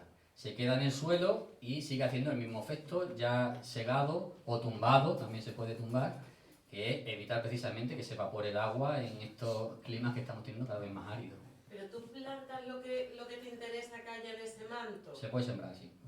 Que no es lo que salga del propio... También puede ser. Es casi tener cubierta la tierra, y que en el momento en el que hay más competencia hídrica, segarlo o tumbarlo. Ángel. No, decirte que la base de la agricultura durante los últimos 14.000 años es el suelo. El suelo son minerales, materia orgánica, que es carbono, microbiología, bichitos, muy pequeñitos, millones de miles de millones en medio centímetro cuadrado, y eso consigue también junto tener vida y tener una estructura en el suelo, ¿no? Entonces el abandono, por ejemplo, cuando se echa todo este glifosato y tal, es una desestructuración, no hay microbiología, por lo tanto la microbiología son los dientes con los que comen las plantas. Si no existen esos bichitos, la planta no va a comer bien, pero como tú les metes en vena el nitrógeno, el potasio, el fósforo y tal, con mucha agua, o sea, por eso la convencional necesita mucha agua, al meterlo en vena los haces drogodependientes, pero los haces con unos crecimientos muy importantes de nitrógeno. Pero pasas del suelo, porque sustituyes suelo, que es vida, por capital, por energía y muchas veces por precarización de las vidas, porque hay gente que es excluida, por cómo vive la gente. Ya. Entonces, cuando hacemos esto, lo que comentaba es mantener el suelo vivo. Ahora hay muchas estrategias, depende de cómo esté el suelo, tendrás que incorporar de fuera o podrán ser plantas que sean aquí. Cuando lleva un suelo 7-8 años ya bien formado, pues ya él va tirando solo. A lo mejor hay que ayudarle con plantas pivotantes para que sean una zanahoria o plantas de ese tipo. Si se mete la raíz, un suelo compactado lo rompe. Cuando se vayan a secar luego quedan oquedades.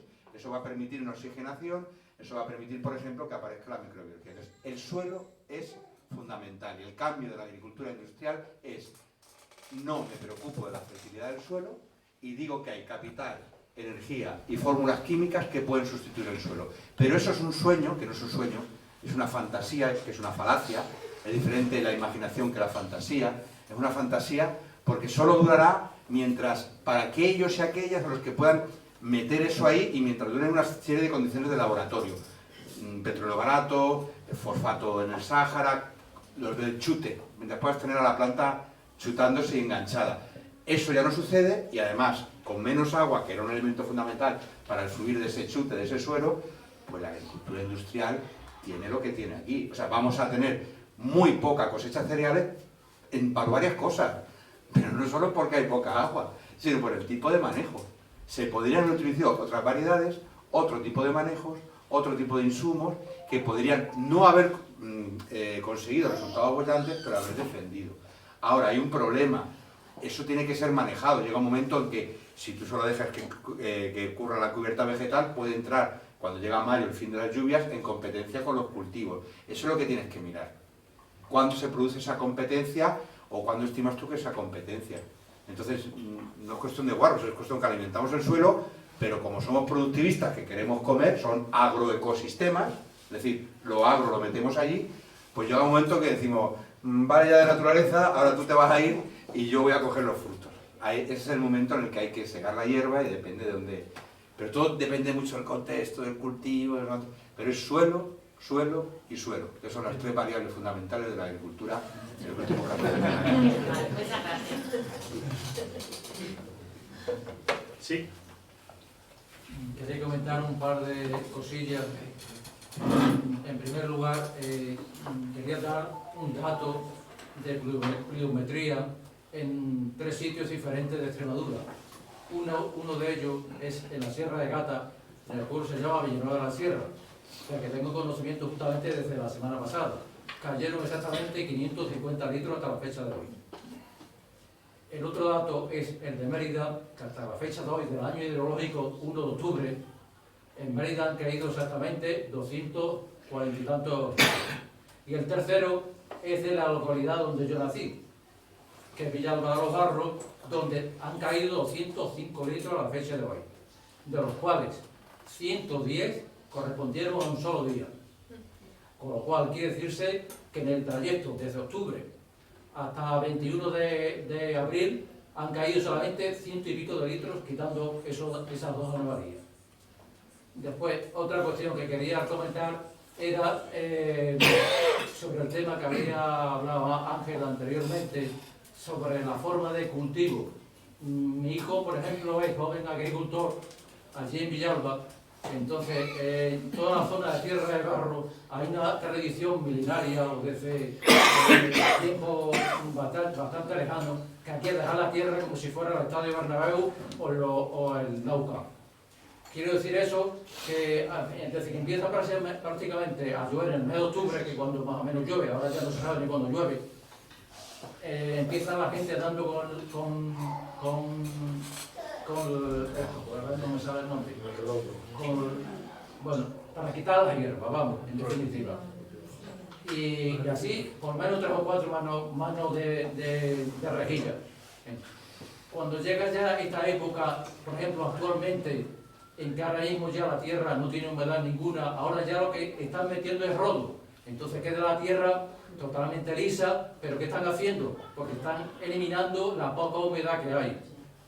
Entonces, está muy bonito, pero cuando llegue ahora mismo, de aquí a 2 meses, si no hay agua, pues prácticamente esa cepa o ese olivo no va a tener capacidad para poder desarrollar lo que tiene. Con lo cual, ese sistema, pues de aquí para atrás ya tiene una tradición porque llovía, pero es que esa práctica de agricultura ya, digamos que va a pasar al pasado por el problema que tenemos actualmente. Entonces, otra de las cuestiones que yo quería plantear, que por ejemplo mi hijo está haciendo, elaborando su propia ortiga, que es un fertilizante y un abono que se le puede echar a cualquier planta, desde la vid, el almendro, el olivo y tal. Y no es necesario recurrir a la cantidad de insecticidas, pesticidas y todo que se le echa ahora mismo a la planta, al suelo y todo, con un empobrecimiento absolutamente bestial. Entonces, esta práctica ahora mismo, por la mayoría de la gente, lo desconoce, no tiene conocimiento, con lo cual yo creo que haría falta una sensibilización y una educación al mismo tiempo para que el agricultor sepa otro tipo de enseñanzas que hay, que se ponen como una alternativa a la agricultura que han venido manejando hasta ahora. Y bueno, pues Esas son 2 o 3 cosas de las cuales yo no sé si estáis de acuerdo o no, pero por lo menos eso. Y en definitiva, al final yo quería plantear, como ciudadano que soy, igual que los que estamos aquí, qué podemos hacer ante las medidas y ante la climatología tan adversas que estamos teniendo en este momento. Ante el gobierno, ante las autoridades que hay, yo creo que hay falta de sensibilización por parte de como ciudadanos. ¿Más gente o...? Sí. A ver, yo no sé, a mí me ha gustado mucho las 3 intervenciones, ¿no? Pero yo no sé si litigar un poco con lo que ha planteado al principio Zahara. No sé si en los términos, no en el desarrollo, que me parecía estar muy de acuerdo. Yo no creo que el capitalismo en nuestros días elimine el deseo, todo lo contrario. Lo que hace es que multiplica, fragmenta, y... Yo no he dicho que lo elimine. Claro, no, pero Claro, ha habido que lo ha fagocitado. Claro, sí.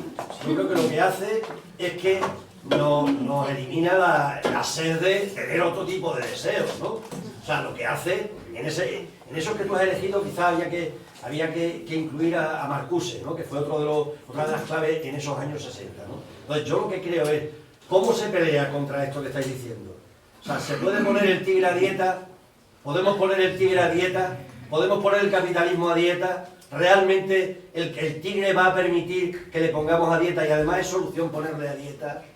O sea, no tenemos que plantearnos alternativas radicales, creíbles pero radicales. La obsolescencia programada, por ejemplo, ¿no?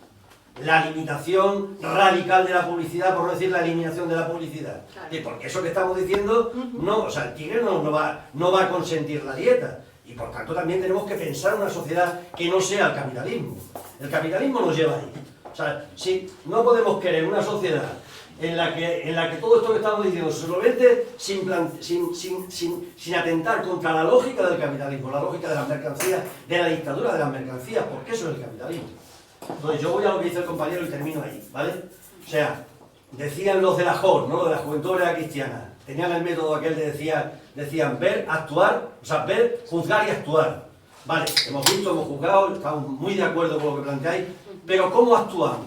¿Se puede cambiar, se puede enfrentar uno al tigre sin conflicto de verdad, sin desobediencia? Lo planteaba antes aquí, lo planteaba antes Yuji. Yo planteo ese debate, ¿eh? Tenemos que empezar a darle vuelta a qué cosas realmente le cuestionan el poder, porque el poder, con 4 manifestaciones, se da las manos. Tenemos que poner el cuerpo y tenemos que empezar a generar, a organizar la desobediencia, a organizar la lucha por el decrecimiento, a organizar que se paren los regadíos de la tierra de barro, a organizar que se pare toda la movida de las placas solares. Claro, 1.700 euros la hectárea, lo ha comentado Yuri, que lo conoce muy bien y me gustaría que lo comentara. 1.700 euros la hectárea que le dan a cualquiera, pues van a llenar, están llenando 30.000, casi 30.000 hectáreas de placas solares en Extremadura. Entonces, ¿cómo nos planteamos el tema? Es decir, ¿qué cosas podemos empezar a plantear que sean desobediencia de verdad y que empecemos a generar ese conflicto? Es decir, no hay programa, no hay mundo nuevo sin sujeto y sin conflicto social. ¿Tienes? Bueno, por comentar un poco eso, que este no funciona, vale. De todas maneras se me oye, ¿no? Sí,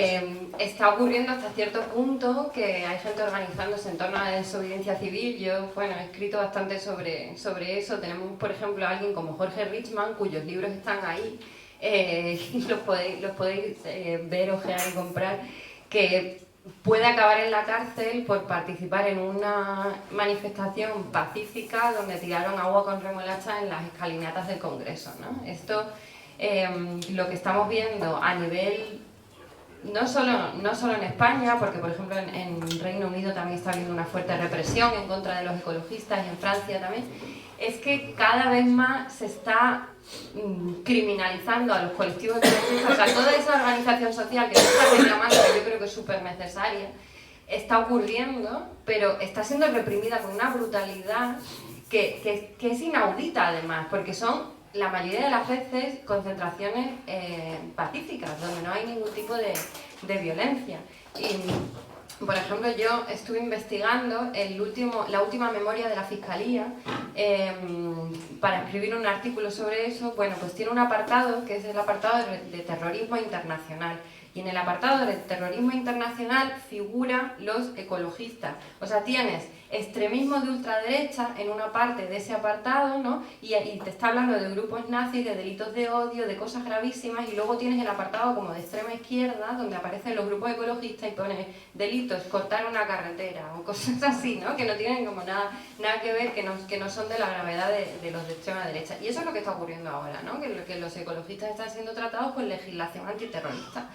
Entonces, que hay que organizarnos, sí, pero también es verdad que yo creo que los de arriba también se están organizando y que está habiendo un fuerte aparato represivo que está diciendo, bueno, ¿qué es lo más importante que tenemos ahora? Lo más amenazador es la crisis climática. ¿Cómo va a reaccionar la gente? Bueno, pues va a haber que reprimirla, ¿no? Y yo creo personalmente que es una de las razones por las que no se ha derogado la ley Mordaza también. Todo depende también cómo entendamos nuestra energía coincidiendo mucho contigo, ¿no?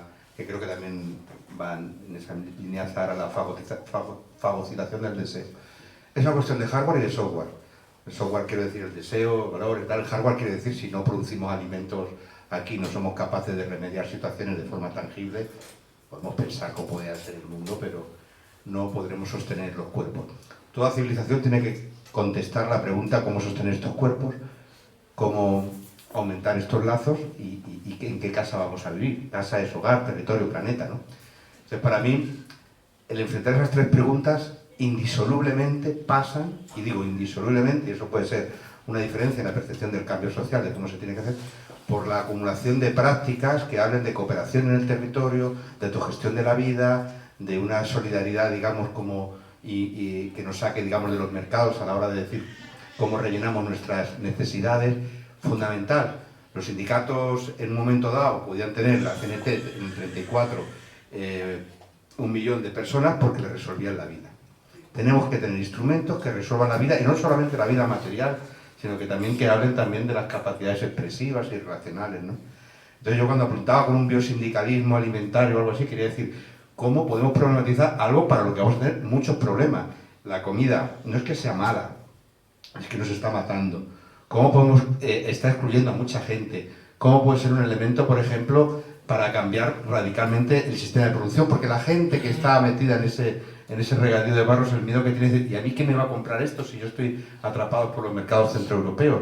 Sé que si no echo agua y no produzco una cereza que tenga un diámetro superior a 28 milímetros, no me la van a comprar en Alemania. O la cooperativa me la va a pagar al 50%, la cereza del 26 milímetros se paga al 50% de la que es superior al 28 milímetros. Y yo quiero que mi hija o que mi hijo vayan a estudiar a Cáceres y les tengo que pagar un piso, por lo tanto yo quiero una cereza gorda y haré todo lo posible, por de sondeo y tal, por echar agua. Entonces, o conseguimos una relocalización de esas prácticas, más prácticas también, y desde aquí también nuestras necesidades las colmamos, y a partir de ahí sí que podemos pensar la articulación y en paralelo lo de detener la barbarie. Y quizás, como tú apuntas, por las manifestaciones ya están descontadas para el poder y hay que crear, y estamos aquí creo que mucha gente de acuerdo, otras formas de desobediencia. Pero hasta que no ganemos capacidad de cooperación social en los territorios, no tendremos, no es que no tengamos una torta o media torta, es que no tenemos ningún músculo social para solucionar o para decir cosas a la gente de sus vidas, ¿no? Entonces, yo no estoy hablando de un enfoque comunitario, porque es territorial, cooperación, articulación, que no existe, que mal articulados estamos nosotros de agricultura ecológica, lo que estamos... Quiero decirte que ahora estamos con lo del COP57, a ver si se apunta gente y tal, ¿no? Tenemos muchas dificultades para articularnos en Extremadura. Lo que sale en un sitio se queda en ese sitio y se queda como un chiringuito, ¿no? Más o menos. Entonces, necesitamos esa articulación y a partir de ahí, siendo realista, creando esas condiciones objetivas y subjetivas, es donde podremos decir, o tendremos más fortaleza para detener esos proyectos. Pero es que ahora no lo tenemos, soy sincero. Por eso hablaba también de las brasas, pero no porque diga la gente, hacer lo que hago yo, que no. Cada uno que haga lo que le dé la gana. Digo. Pero tiene que haber esas experiencias para que puedan surgir esos otros chisporreteos. Pero repito, si no hay cooperación satisfaciendo necesidades, pues pues es que no estamos todos ahí en él, jugando es un terreno de juego, ¿no? Entonces hay que, parte de la desobediencia es desconexión mental, afectiva de la sociedad de consumo en la medida que podamos, ¿no? No todo el mundo lo puede hacer de la misma manera, ¿no? Y a partir de ahí vendrán todos instrumentos antisistema. Yo también, por añadir un poco al tema sobre, que en realidad yo lo he comentado durante mi intervención, ¿no?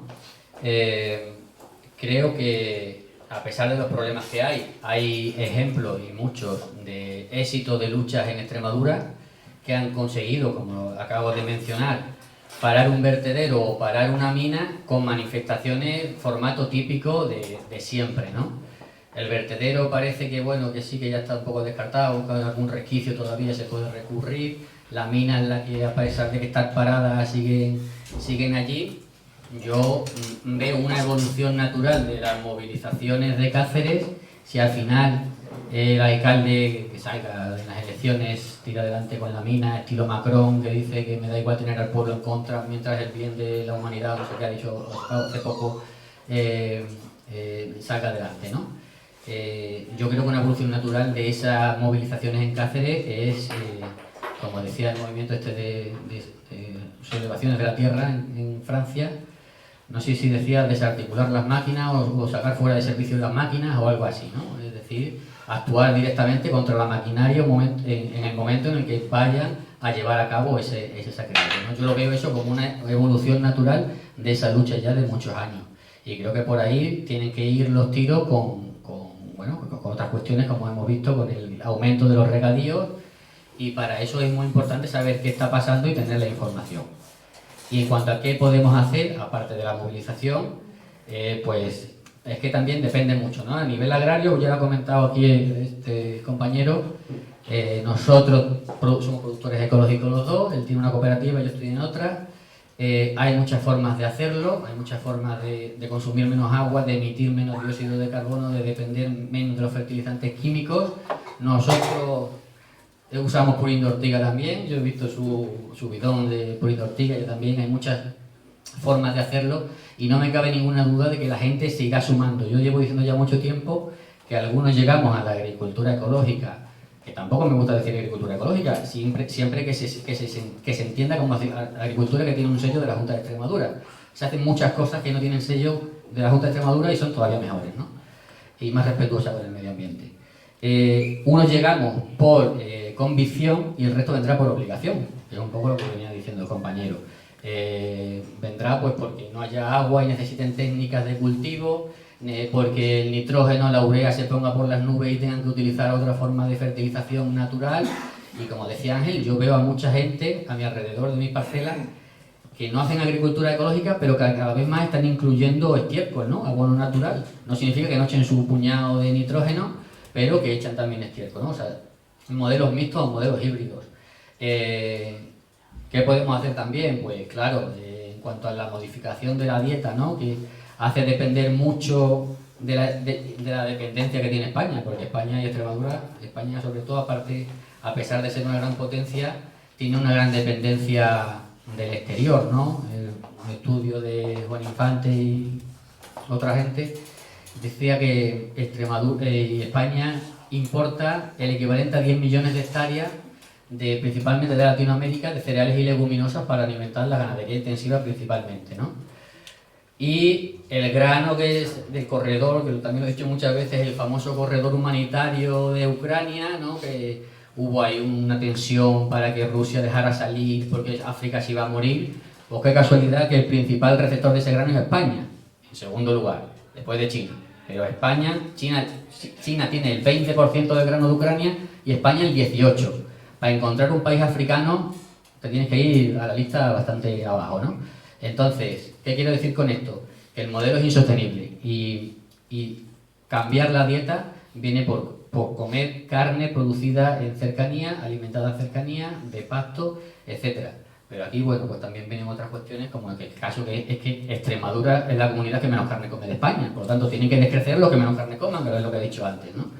Y creo que es fundamental y es posible de crecer, repartir lo que hay para que todo el mundo pueda vivir mejor. Una pregunta. No, simplemente un detalle. Hay cosas que no podemos controlar y creo que debemos ser conscientes de esa parte también, ¿no? De que por mucho que proteste, como cuando decía Ángel, qué nivel de infierno vamos a tener, ¿no? Y estoy pensando, como yo siempre tengo como medio cerebro en Estados Unidos, en el plan climático de Biden, que es una absoluta estafa. El plan climático de Biden básicamente consiste en ampliar la energía disponible en Estados Unidos, la producción energética de todo tipo. Ha concedido más permisos de extracción de petróleo y gas que Trump, y luego tiene un plan también de energía renovable, pero la energía renovable lo que hace es que no sustituye a los combustibles fósiles, sino que se añade, ¿no?, a lo que ya a los pozos de gas y petróleo, ¿no? Entonces, analizando ese plan, por ejemplo, que he escrito bastante sobre eso,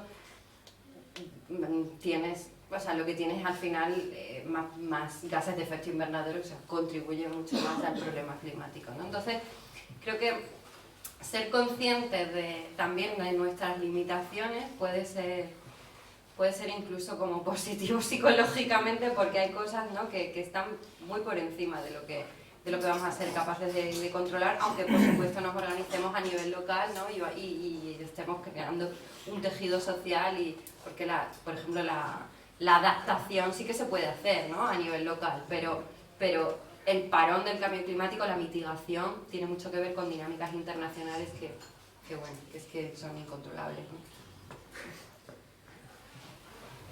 Una pregunta en mi ignorancia. ¿El agua es como la energía que ni se crea ni se destruye? ¿Siempre hay agua, la misma, digamos, se evapora, se congela, etcétera, etcétera? Bueno, en los últimos años ha aumentado un 25%. Los últimos 5 años la evapotranspiración, es decir, lo que la planta suda en verano. Es decir, hay un aumento que será del 15% anual debido a la mayor evaporación de los arroyos y la mayor evaporación en las plantas. Esos son los verdaderos problemas a los que, por eso digo que decía que lo cambia todo. En realidad, ese diálogo que hemos tenido con un agua que residía por ahí, ahora es que no lo vamos a tener. Entonces, ¿eso qué se traduce? Que tú plantas un arbolito y se seca. No, pues si le echa agua, bueno, se te seca igual. Yo he sido activista, ahora hay un método de agua flipante, las redes esas atrapanubes, las maquinitas esas eléctricas que cogen el agua del aire. Bueno, yo no creo, los que estamos aquí no somos del tecnosolucionismo, es decir, las herramientas esas técnicas, porque tienen un metabolismo muy grande. Por ejemplo, un gran debate que hay en ecología, es decir, vamos a alimentarnos a través de la fermentación de precisión, el Monbiot y el libro de Regénesis que ha sacado y tal. Y, es decir, como que la tecnología... Ahora lo que veis, por ejemplo, Doñana, no preocuparse porque genéticamente la respuesta que estás dando es la tecnología va a resolver, pero una tecnología ligada a grandes laboratorios que procesan grandes compañías, que cuando la analizas no es más eficiente, requiere mucho más materiales, mucha más energía, que lo que podría, por ejemplo, en el caso de la fermentación de precisión, que viene a decir, podemos hacer carne cultivada de a base de microorganismos, cada uno en su pueblo, y dices, bueno, esto se lo van a quedar las empresas, el costo que tiene esto es brutal. Quiero decirte que puede haber soluciones o historias que se presentan como soluciones, pero cuando las analizamos un poco, el metabolismo, es decir, el consumo de materia y energía es superior, y los problemas que generan son más grandes y además exigen una concentración de poder. Eso es el tecnosolucionismo y está muy dentro de las lógicas del capital, incluso defendido por ciertos sectores que se consideran a sí mismos ecologistas. No sé, la verdad que es un tema complicado, lo habéis completado muy bien entre los tres.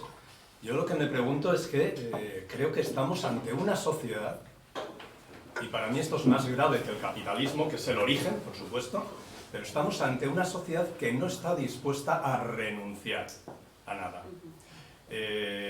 Entonces, la misma sociedad que nos está rodeando ahora mismo aquí en Extremadura es la que cualquier idea que salga de aquí nos la van a parar en el primer momento. Estamos ante una agricultura industrial, ante nuestros vecinos agricultores, que lo primero que están es en una huida hacia adelante, ojo, tanto a nivel de agricultura tanto a nivel de vacacionar nosotros mismos, por ahí irnos a 10.000 kilómetros, etcétera, etcétera. No queremos de ninguna manera renunciar a los privilegios que nos ha otorgado en un momento diminuto de la historia el capitalismo. Y a eso es a lo que nos enfrentamos. Y quiero decir, y toda esta sociedad en la que nos encontramos nosotros mismos, no somos ignorantes.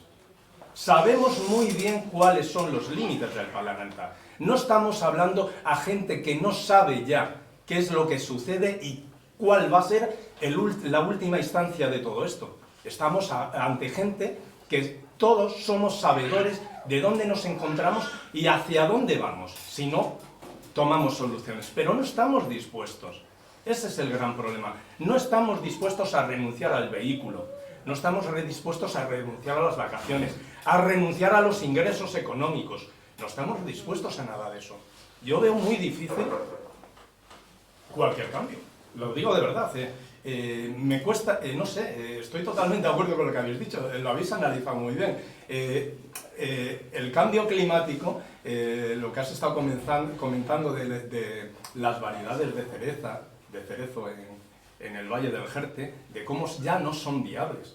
No, en general, algunas. Sí, algunas, pero es un comienzo de lo que nos viene, y en otras regiones tenemos otros aspectos que estamos empezando a ver, ¿no? Entonces parece que estamos asistiendo a algo que no es algo puntual, es algo que ya es una línea, es una constante que a lo largo del tiempo se nos va a seguir demostrando que vamos caminando hacia una desertificación lenta pero paulatina, y no sé, yo veo que se pueden tomar medidas, desde luego que podemos tomar medidas, pero la sociedad no quiere asumir renuncias que vamos a tener que tomar, ¿no?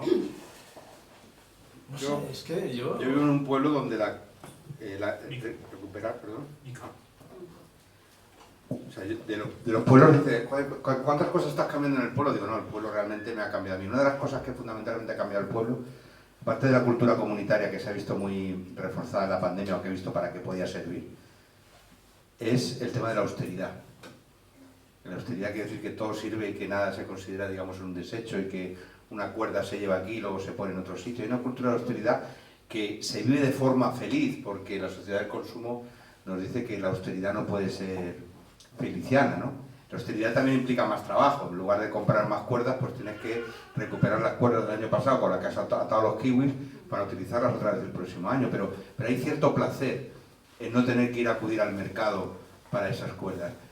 Aprendamos de las culturas que han vivido más en esa sostener cuerpos, sostener lazos para una casa común, y creo que desde el feminismo se están aportando muchas cuestiones básicas de la reproducción de la vida y de una idea de solidaridad que no pasa por el mercado. Las culturas campesinas que tenemos aquí cerca creo que también pueden ser referente, ¿no? Eso por un lado. Y luego de la gente joven hay de todo. Mayoritariamente la gente puede decir, pues es que son así o que somos así, la sociedad. Digo, no, hay muchas sociedades. Yo tengo una quesería, y en la quesería la gente que suele trabajar son de dos perfiles, pero el dinero ya no es tan importante de la gente que viene a trabajar en los proyectos agroecológicos. El dinero es una clave. Los proyectos tienen que ser viables económicamente, sostener cuerpos, sostener lazos. Pero a partir de ahí no es el dinero la única referencia. Si no, se nos explicaría por muchas cosas. Yo mismo era funcionario y dejé de ser funcionario para dedicarme a labores agrícolas, queseras, a la cooperativa en verde, porque creo que me da muchísima más satisfacción que saber que tengo un sueldo al final del mes. Ahora también estoy colaborando en la universidad porque veo que la universidad tiene elementos interesantes, si está bien encajado, pero para mí no lo represento. Y no, vuelvo a decir, no quiere decir que haya ejemplos, ni no se pida a nadie que sea heroína. Lo que estoy observando es que viene gente a trabajar o que pide trabajo, y el dinero no es lo más importante. Empieza a haber otros factores como huir de la gran ciudad del monstruo, encontrarle un sentido a la vida, dónde están mis lazos, dónde está mi tribu. Entonces hay cuestiones también desde el punto de vista psicológico, antropológico, que, como decía también Manolo, que también estaban muy analizadas en el hombre unidimensional, ¿no?, de Marcuse y de esto. Es decir, que el fascismo se nutre mucho de eso, ¿no?, de todos atomizados, normalmente los hombres blancos y mayores todavía atomizados y cabreados, y nos juntamos al gran padre. Pero si rompemos esa atomización, que la gente también busca, la gente joven, encontramos otro sentido de vida y otro sentido de estar en el mundo, ¿no? Entonces, la mayor parte de la sociedad está así en ese plan y en el morir matando. Sí, pero yo, por ejemplo, ahora cuando estamos, aquí están los compañeros, por ejemplo, de En Verde, y vamos a dar una charla sobre el tema de autonomía energética, qué poco tenemos que explicar del diagnóstico. Tenemos que gastar más tiempo en la propuesta, porque la gente tiene el diagnóstico. Lo que pasa es que le faltan también herramientas, un poco de coraje, un poco de ver referencia alrededor. Eso no existe. Por eso digo que la parte de abajo es fundamental y sigue siendo un infierno con pocos paraísos también. No digo islitas, quiero decir archipiélago, gente más articulada y tal. Entonces, no es por ser positivo por per se, mayoritariamente la sociedad es la que tú describes, pero la gente sabe dónde está y cada vez hay también más gente que está mirando positivamente más allá del dinero y desde una cultura de la austeridad. ¿Cuánta gente? No mucha, pero hay gente que ya, nosotros no somos los raros ni los hippies ni nada, somos gente que hace otras cosas y joder, se les ve más alegres. Yo simplemente quería comentar que Estados Unidos tiene, de media, cada ciudadano tiene una huella de carbono como 3 veces superior a la de un español, ¿no? El consumo es 3 veces superior y sin embargo se vive muchísimo peor.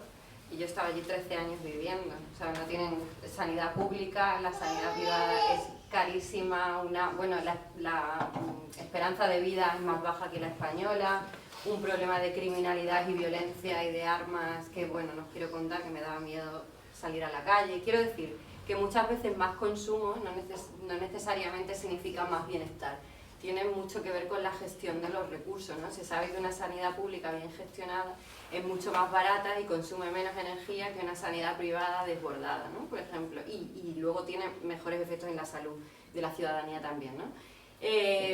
Si esta gente tiene que ir al trabajo y conducir 1 hora para llegar y conducir otra vez otra hora para llegar a su casa después, eso es un consumo bestial y en Estados Unidos no se concibe la vida sin coche. Si tú tienes un transporte público eficiente que consume poco, a lo mejor no te planteas tener coche privado. O sea, que no siempre se trata de una renuncia, sino que se trata de una mejor gestión de los recursos y ahí es donde se puede ahorrar mucho también, ¿no? No es solamente, no me voy a ir de vacaciones, no voy a tener coche privado, es que quizás no necesito eso si tengo un transporte eficiente o si tengo una gestión de los recursos eficiente.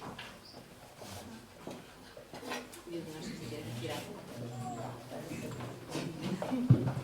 Sí, yo quería decir que, un poco siguiendo con mi intervención de antes, ¿no?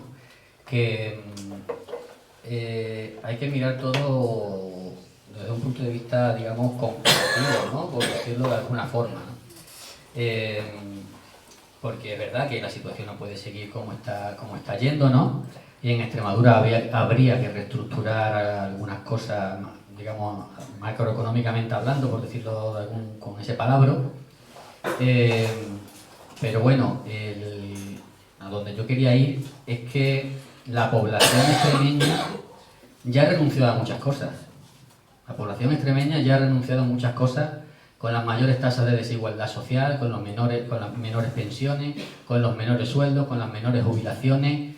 Entonces, nadie está dispuesto a renunciar a nada. Pues es que en Extremadura quizás la mayor parte de la población, a lo mejor Alfonso Gallardo, Christian Lai tienen que renunciar a muchas cosas, pero yo creo que la mayor parte de la población extremeña tiene un nivel de precariedad muy alto y bueno, pues ahí es donde sí tenemos que decir, esta Iberdrola, estas placas solares se las lleva de aquí porque Extremadura no necesita energía, es excedentaria en energía, ¿no?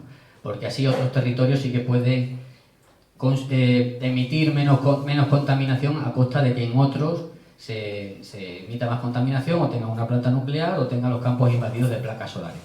Quiero decir con eso que Extremadura está en los últimos niveles, en todos, entonces sí que a nivel macroeconómico, como digo, en la agricultura se podrían hacer cosas para mejorar la situación y creo que se están haciendo, ¿no? Que somos, no sé si somos 3.000 personas que hacemos agricultura ecológica y bueno, y otras que hacen otro tipo similar y que la gente se está moviendo para no permitir que nos sigan utilizando como escombrera y como zona de sacrificio, ¿no?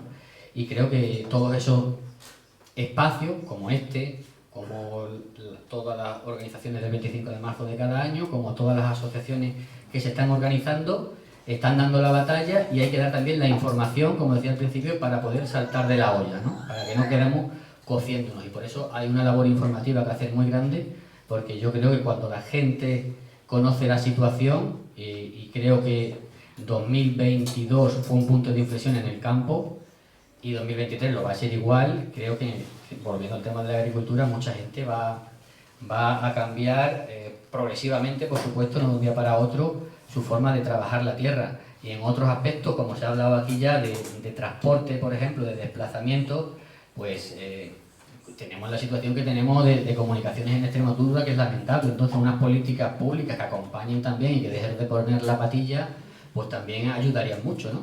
Entonces, se pueden cambiar cosas votando, pero se pueden cambiar muchas cosas en el día a día, mucho más allá de votar cada 4 años.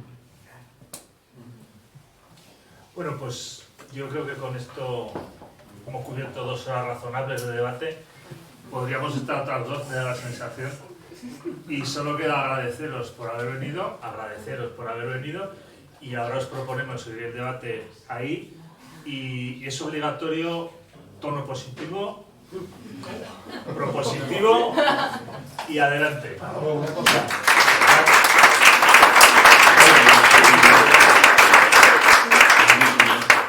Recordar la manifestación de mañana de la sanidad pública, si sois tan amables. Sí. Azara o Luis. Mañana hay manifestaciones aquí en Mérida a las 12 de la mañana desde el SES, la oficina del SES. Va a ser multitudinaria, apuntaban agua pero no va a venir, por desgracia. No nos hubiera importado salir con paraguas.